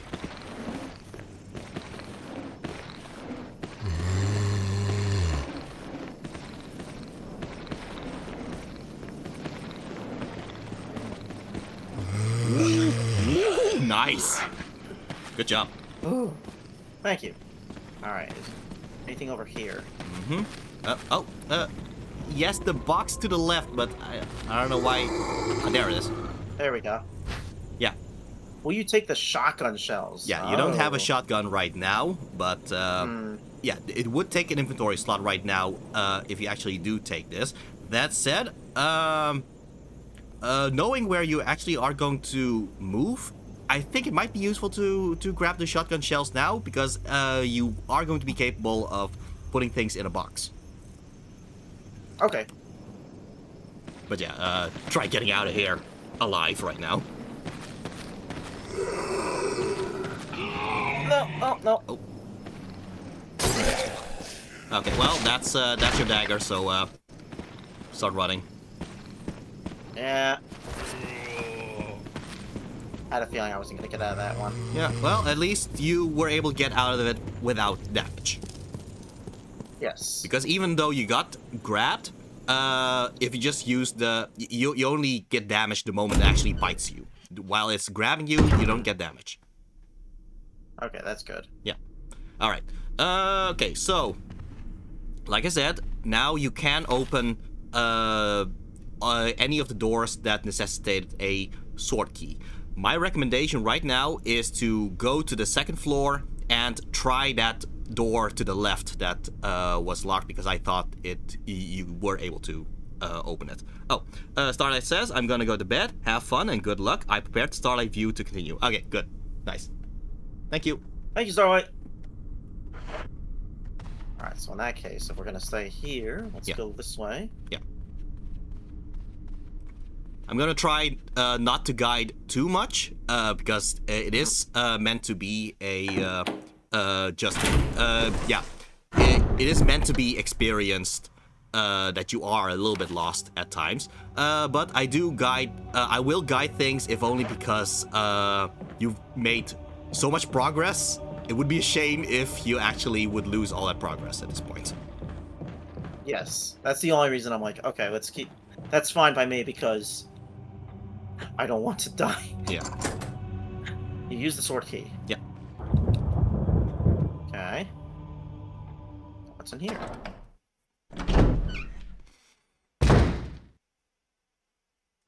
Okay, so yeah. First of all, the door to your to the map's left that is one of those doors that Chris Redfield would have to find an old key for in order to open. Jill can just open this right now with her lockpicks. Oh, okay.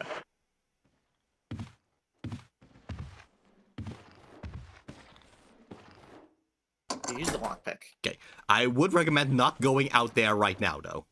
Oh well, just go back in, really. Okay. Because it's a little bit dangerous here. At this point, I just want you to reach a certain room right now. Okay. Okay, but yeah, you did hear a zombie in this room, so do watch out right now. Zombie's probably downstairs, but you do have to go downstairs right now. Okay. Oh, there's another zombie there. Okay. Okay.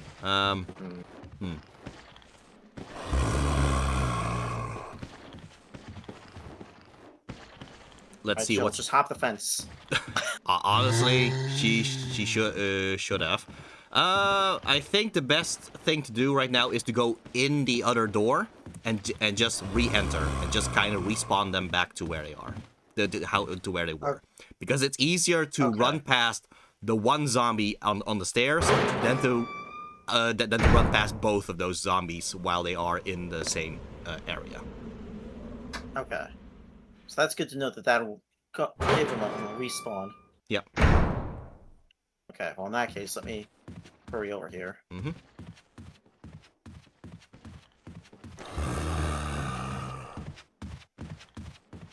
Okay, so just try to maneuver your way over the zombie if you... dang. Darn. Dang. Oh, wow. Ow. Okay, well, the last save that you did was in the dining room, so you can still quickly go back to the underground thing, knowing where you are. So yeah. Yes. And hopefully you can keep your dagger this time. Yes. Let's see. Because I think I don't have the map either, do I? No. So exercise your fears. So yeah, you can also go to the other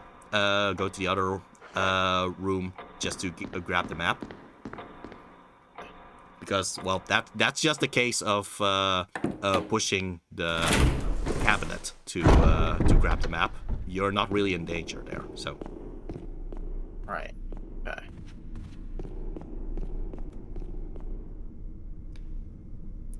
But yeah, the way the game is designed with all the with the amount of dying and all that, it is made this way so that you eventually learn the layout of the map. So it is designed for you to actually die multiple times, if only so you can just get the map more in your head that way. Okay, that's fair enough. I can believe that. Yeah. Because, honestly, Resident Evil is actually not that long a game. If you actually know where to go, it does not take long to actually beat the game. Like, speedruns have been able to beat it in 2 or 3 hours or something. So yeah, just consider that the game is very bite-sized, actually. The difficulty is part of the design, so that... so that you will learn the layout. Okay. I was gonna say something else about that, but I can't remember now.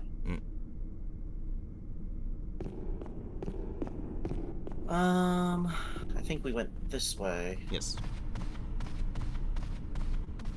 So yeah, knowing where the 2 zombies are, just try to run past them as quickly as possible and just use the arrowhead and get down there to grab the sword key.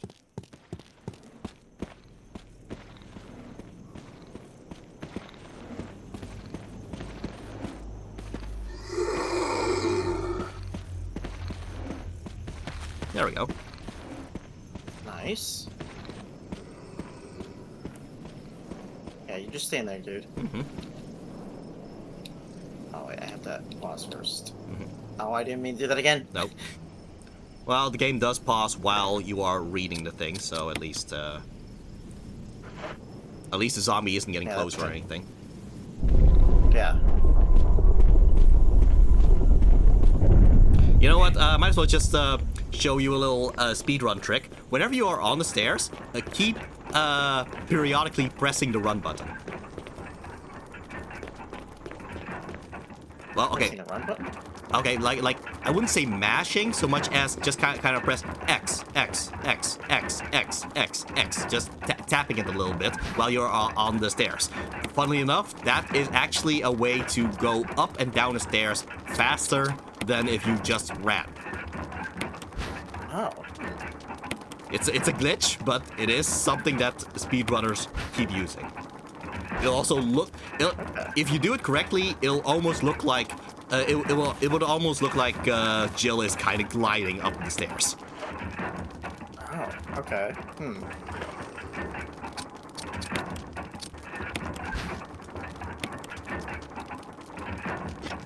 Oh, gee, it was a sword key all along. Okay, so mash X. Yeah. Oops. Oh.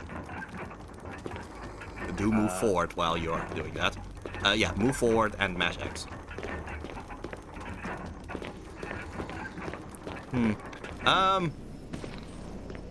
Okay. Maybe I'm mashing it too quickly. Maybe it's too quickly, or yeah, there's a little rhythm to it, I believe. Or it's because you are weakened right now. That might be the I think it's specifically the animation if you are at full health. So yeah. Oh well. Okay. Well, we'll be back here anyway, right? So. Yeah. Alright, let me see if I can dodge this guy again. Mm-hmm. No! Oh my gosh. Oh man. Okay,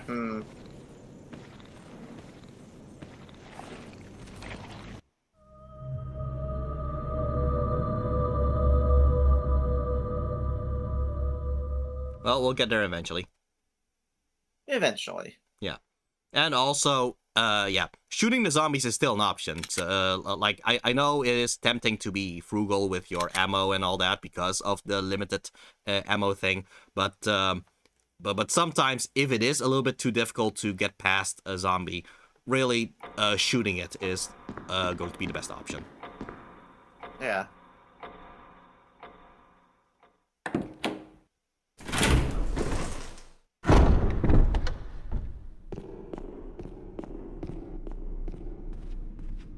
I guess another thing you can also do is instead of going for the map now, you can just keep trying for the sword key first until you actually succeeded getting the sword key and all that, and then only at the successful attempt then grab the map. Okay. At least that way you can just keep trying the actual difficult part earlier and all that, knowing that the map thing is just a little block pushing puzzle. Yeah, that's true.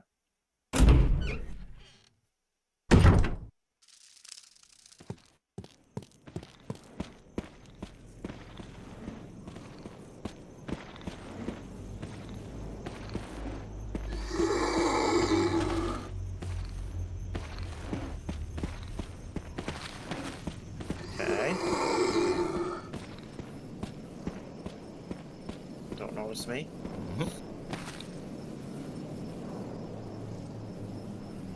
Y, arrow, use the chunk.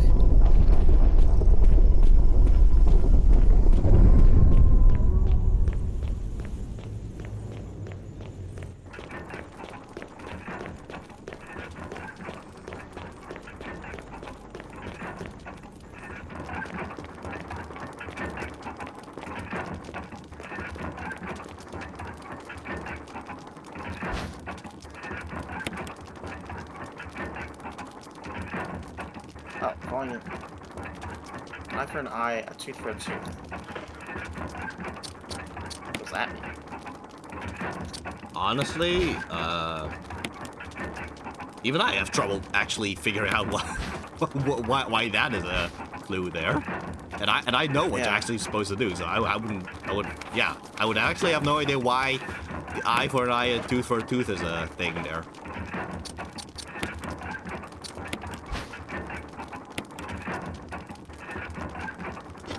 Maybe as we get further, suddenly I just get reminded on what the clue is actually supposed to be. Let's see.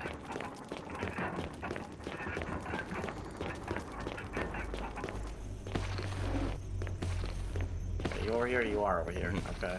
Can I would say run past it the moment it is turned away, because if the zombie wants to attack you, it actually has to face you first. The problem is the camera angle is...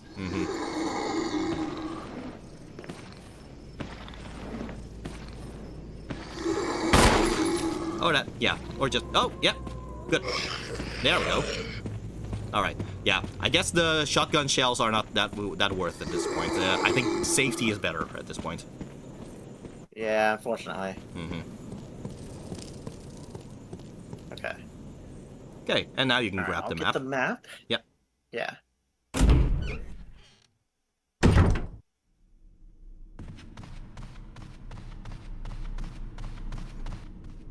Another option you can do is to just use your green herb to just heal. At least then you would be able to survive one more time. And then again, you do still have the dagger, so at least you are able to escape an attack if they do grab you.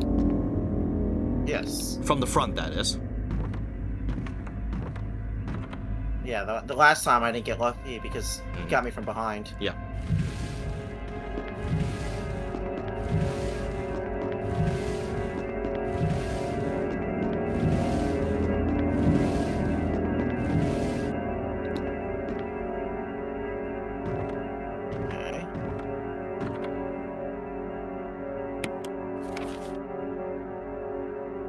So yet again, go to the second floor and you use the sword key on the door to the left. Yeah, you do have to get downstairs. There. There's going to be a little room on the first floor again, because you take the Barry. Oh, hey. Oh, Jill. Got any good news? Other than I'm still alive in this madhouse? No. Can't say it's much safer here either. We'd better secure our escape route first. There's gotta be a back door somewhere. Okay, All right then, let's split up again. Hey, hold on a sec. Look what I've found. What? A can of fizz. It's sure to yellow and mellow those things. What? It's yours. Hopefully you won't have to use it. Yeah, it's ammo for a certain for a certain weapon. So I have bad news. Because this cutscene has played, we are not going to get the Jill sandwich line. Oh. What? Yeah. So I forgot that the moment you let's see. Yeah, if you have the sword key and you are in the right side of the mansion and then go back to the hall, that's when this cutscene will happen, and thus you get these free asset shells. But that means that the cutscene, which would get you a shotgun instead, that won't happen anymore. It's either you get a free shotgun or you get free asset shells. So unfortunately, because of how we did it like this, yeah, unfortunately, we're not going to get the Jill sandwich line. To be fair, the Jill sandwich line is only that cheesy in the original Resident Evil. In this version, it's less you were almost a Jill sandwich, and instead it's more like, wow, in just a minute you would fit handily in a sandwich. It's a little bit less cheesy, I guess, but yeah, unfortunately, unfortunately, we're not going to get that cutscene anymore. Okay. But that also came with a shotgun. Do we still get that shotgun at some point? Yes, we do, but now we're gonna have to do a puzzle in order to actually get the shotgun, which is something that Chris Redfield would always have to do. The thing with Jill is that you can get it for free because of the cutscene. But now the cutscene won't play anymore. Okay, well, that's fine. Mhm. This is probably a cutscene that not a lot of people see anyway, so that's something. Yeah, fair. What about you? Oh, don't worry. I like the buddy system we have here. I see. Thanks, I'll take it. See you later. Ciao. Okay. Yeah, so unfortunately this cutscene is based... Yeah, whether you get this cutscene is based on whether you do have the sword key at any particular moment.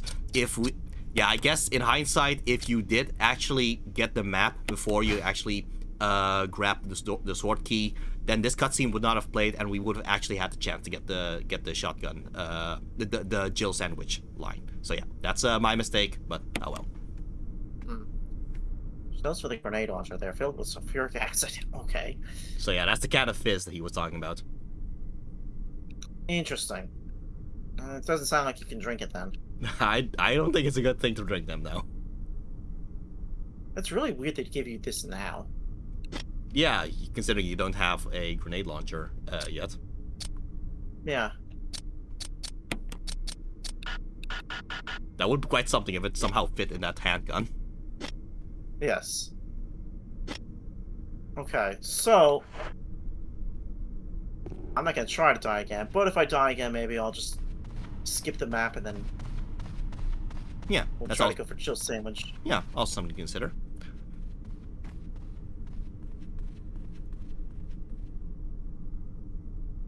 But I don't want to die again. Yeah.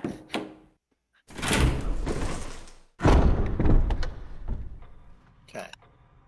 So we want to go through that door. You know what? Aim with gun right now. Aim with a gun? Okay. There. Okay, so Jill is aiming that way. That means that the zombie is on the Jill's left right now. So that means that that means that the that means that the hallway to the right that is free right now. So at least now you know you can just take that path in order to avoid that zombie. Okay. That's good to know. Yeah. You use the sword key.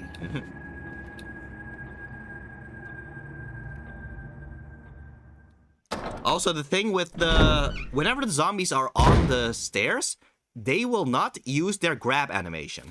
They will instead throw up acid or something.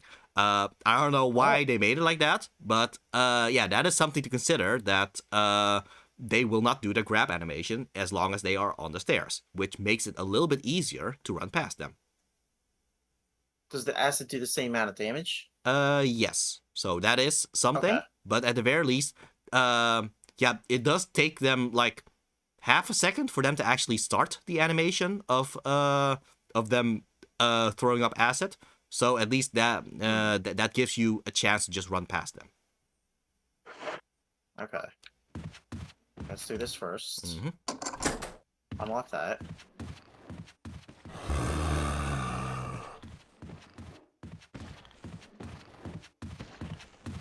It's gonna be it. Okay, now it's see if I off the can get stairs. better. Now it's off the stairs. Ooh, maybe. Wow. Okay, good. Woo! All right. Okay. To the left. There. Okay. First of all, it's another dead zombie right now. Keep that in mind. Looks like this one's been dead for several hours. Mm-hmm. All right. Yeah. That door. Go inside. That's a very useful room to keep in mind. Okay.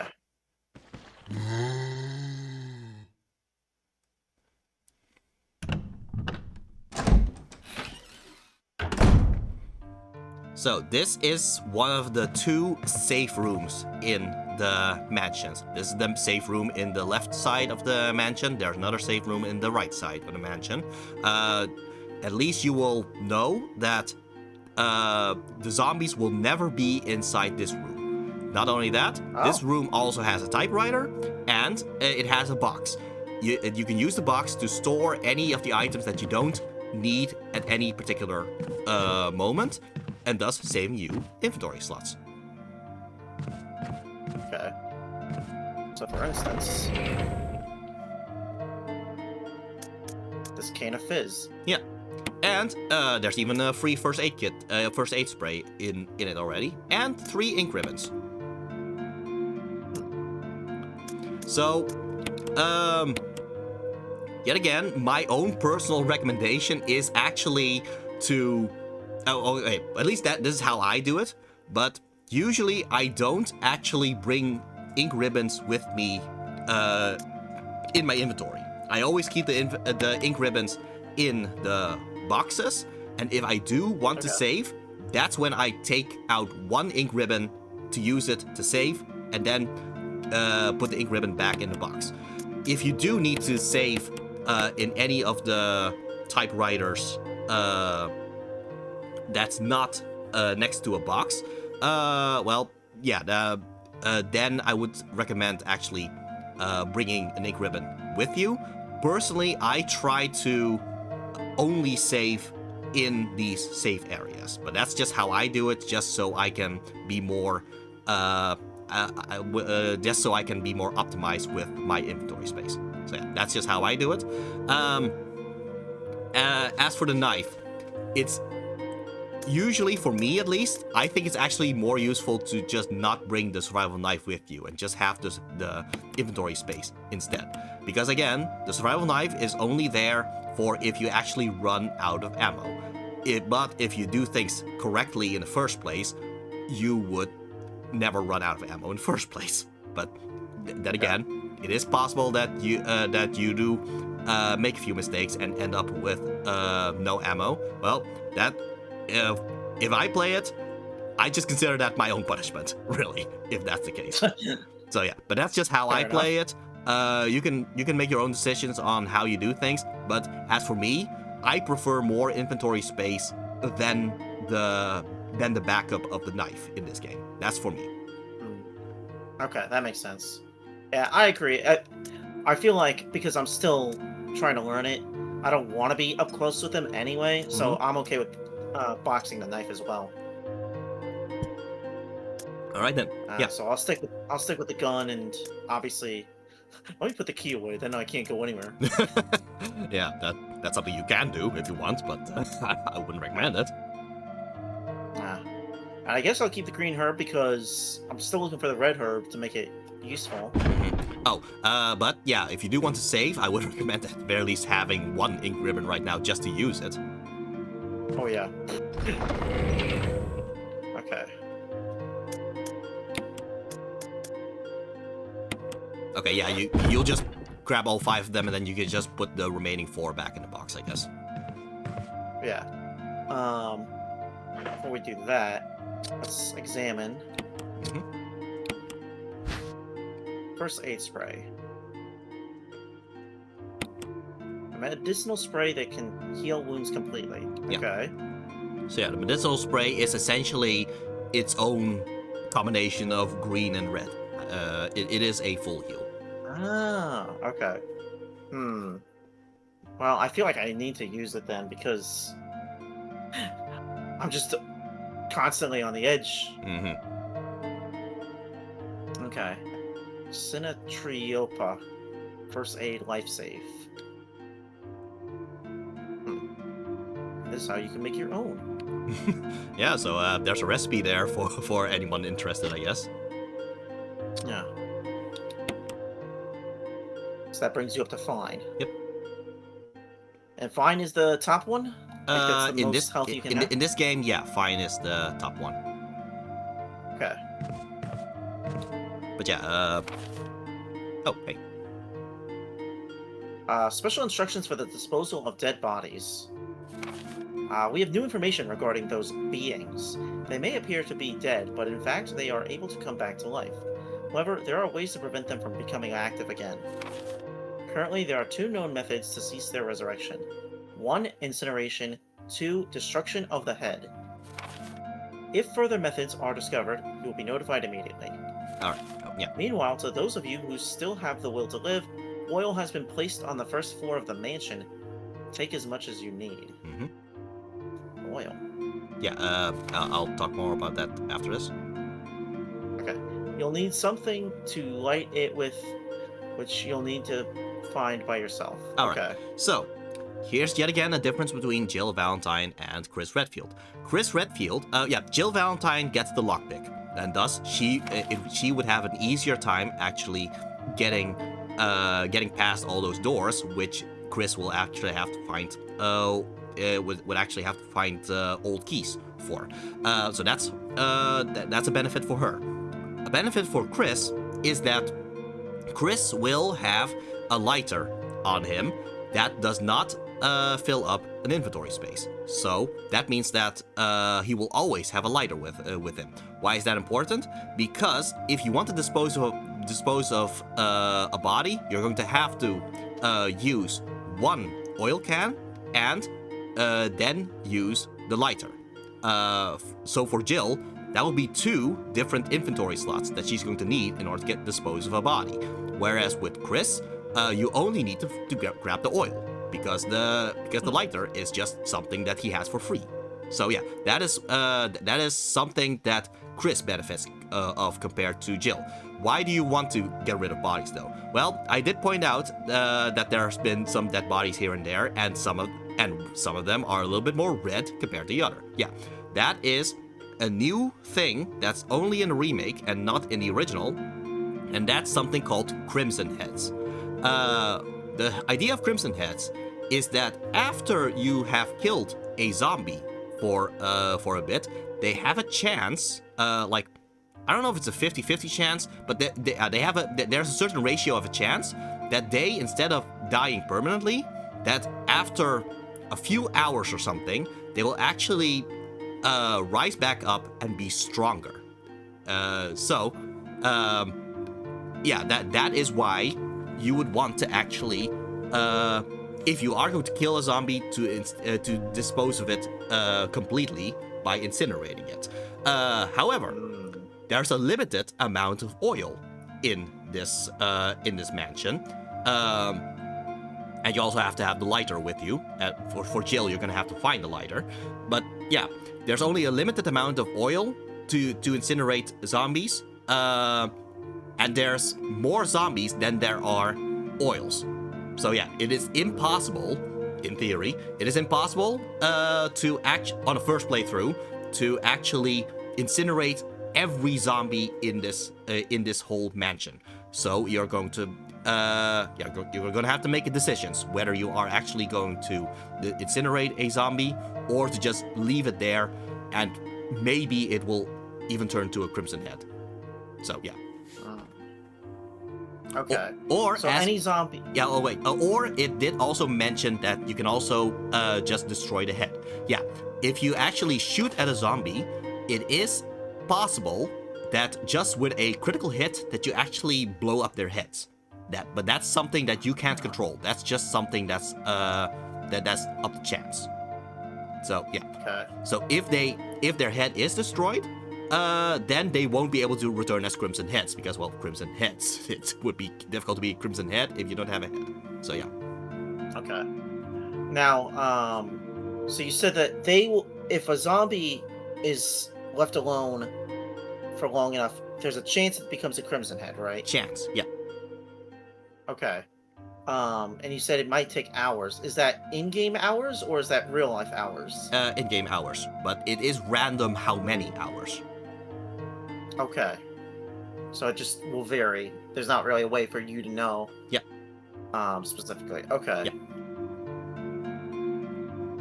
And there are ways to get rid of it, but there are limited ways. So it's probably one of those things where you would want to pick and choose what you want to do to get rid of which ones permanently. Yeah. Generally speaking, that is, that's kind of the different ways to deal with a zombie in this game. So either you're gonna deal with a zombie by just running past it, So yeah, if you run past it, well, you are going to have to keep running past it every single time you return to a room, because you will never kill it. So okay, well, yeah, if you are good enough with the navigation, at least you won't have to deal with a Crimson Head, at least, because you never actually kill it. Or you actually shoot it until it's dead, in which case there's a chance that it becomes a Crimson Head. Or if you're lucky enough with a headshot, well, with a headshot that makes its head explode, well, at least you won't have to deal with a Crimson Head then. So yeah, that's so that's also a way to do it. Or you down it and then use the oil and incinerate it, so that even if it were going to turn to a Crimson Head, it won't now. So yeah, those are the 3 methods of dealing with a zombie in this game. Okay. Alright, my next question is, who wrote this? I'm gonna assume one of the researchers that made this virus in the first place, or worked with this virus in the first place. Yeah, I see. It says special instructions when disposing dead bodies as VACTs. Yeah, VACTs. VACTs is actually the process of those zombies mutating. In Resident Evil 2, there's gonna be some other creatures that were created out of the VACTs thing. So yeah, that's a little lore thing. So yeah, these Crimson Heads that I'm talking about is weirdly, yeah, it kind of is a precursor to a different monster that appears in other Resident Evil games. Okay. But yeah, I would recommend actually saving now. Yeah, okay.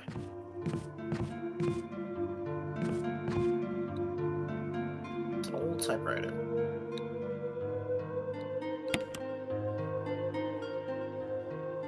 Now you can keep saving in the first slot, or if you want, you can just keep saving in the next slot and just keep rotating, because at least that way you have several save states to keep returning to. That's also a way you can do it.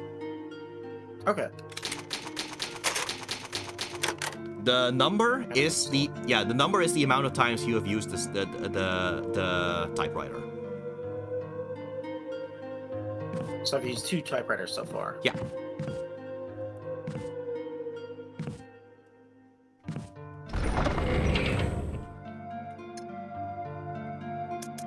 We'll put these back. Also, I think that interact with that cabinet there. there are several kinds of serum here. Many of them are of a sickly color. Yeah, even though they are of sickly color, I would recommend remembering this thing right now. Huh. Okay. Sickly color. Huh. Okay. A well-used bed.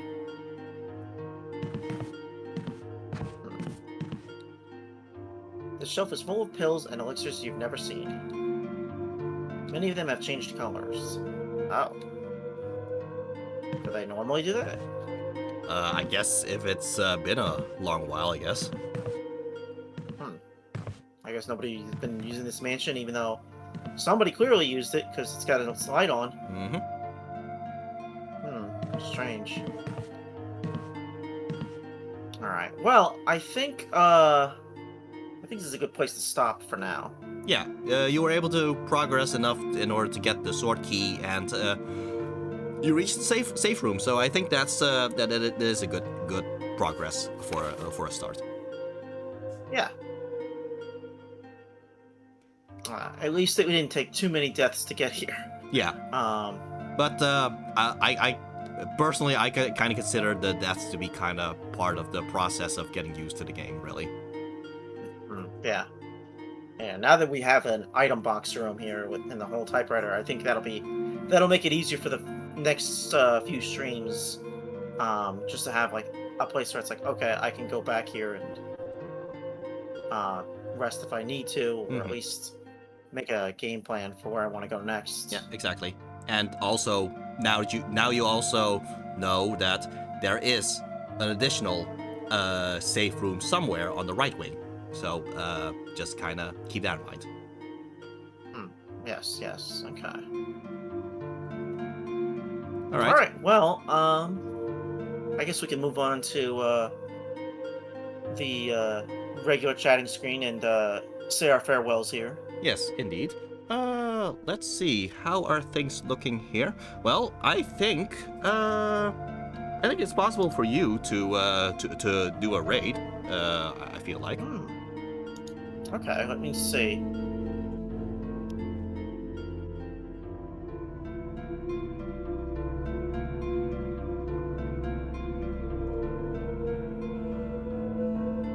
All right, into Humane Entertainment. That would be a little bit redundant, but I mean, I don't think I mind that much, but still. Let's raid into Black Hispanic here. Looks like he's playing Pokemon Fire Red. That'll be Nice. fun to watch. All right then. Okay. Well, in that case, yeah. So yeah, what is your opinion on the game so far? It's pretty fun. I enjoy it. I think it's. Oh, I don't want you to raid just yet. Oh. Oh, is it raiding right now? I thought it was about to raid right now. Okay, but not yet. So okay. Yes. Yeah, it's a fun game. I enjoy it. It's definitely a little gory. And, what's the word? Dark. Dark. Yes, there we go. Mm-hmm. But I think it is pretty fun to explore the mansion and try to avoid the zombies. There hasn't been much puzzle solving yet, other than that one box. Mm-hmm. But I think I'm looking forward to the puzzles, so that should be fun too. Yeah. Honestly, the puzzle in this game is mostly just the navigation of the mansion, really. That's why I kept kind of saying, like, just consider the center line of the hall and all that, and just consider that there's a left side and a right side. Like, just being able to identify which room you are in, that's a puzzle in its own right. That's that's also the whole thing with the inventory management. That is kind of the puzzle, really, when you really think about it. Yeah. And that it's challenging to do that, but I think there is fun in that. Mm-hmm. You know, you just have to be careful, because I don't think you want to be, unless you're doing a challenge, you don't want to be stuck with just a knife. Exactly. Yeah. I mean, I have seen challenge runs that do that. It is impressive whenever they do that. I just would not recommend actually counting on the knife in this game. Like, for example, Resident Evil Code Veronica, there the knife is pretty powerful. So yeah, use it there. Or in Resident Evil 4, for example, the benefit of that game is the fact that you can use the knife in order to stun an enemy. And well, when an enemy is stunned, you can use a kick, for example. So yeah, at least you can make a combination between that and that in order to make the knife a lot more useful. Whereas with Resident Evil 1 and even Resident Evil 2, don't try the knife. The knife is mostly there as an emergency weapon if you have messed up so much that you have run out of ammo. So yeah. Yeah, that makes sense. But hopefully I won't run into that problem. I think I'll be fine. I just need to be careful. Yeah, exactly. Honestly, you're doing well for someone who only played it for the first time. Like I expected deaths anyway. That's kind of, again, it's kind of part of the experience at this point. Yeah. Well, thank you. Mm-hmm. All right. Well, yeah. So I think this went pretty well. No crashing and anything like that. So I think we're good. Yeah, that's also a good thing.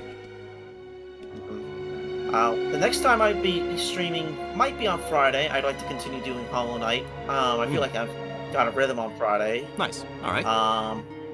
When are you going to be streaming next? Well, the plan is that on what is the plan again? It's been a while since I actually looked up my schedule. Let's see. Let's see.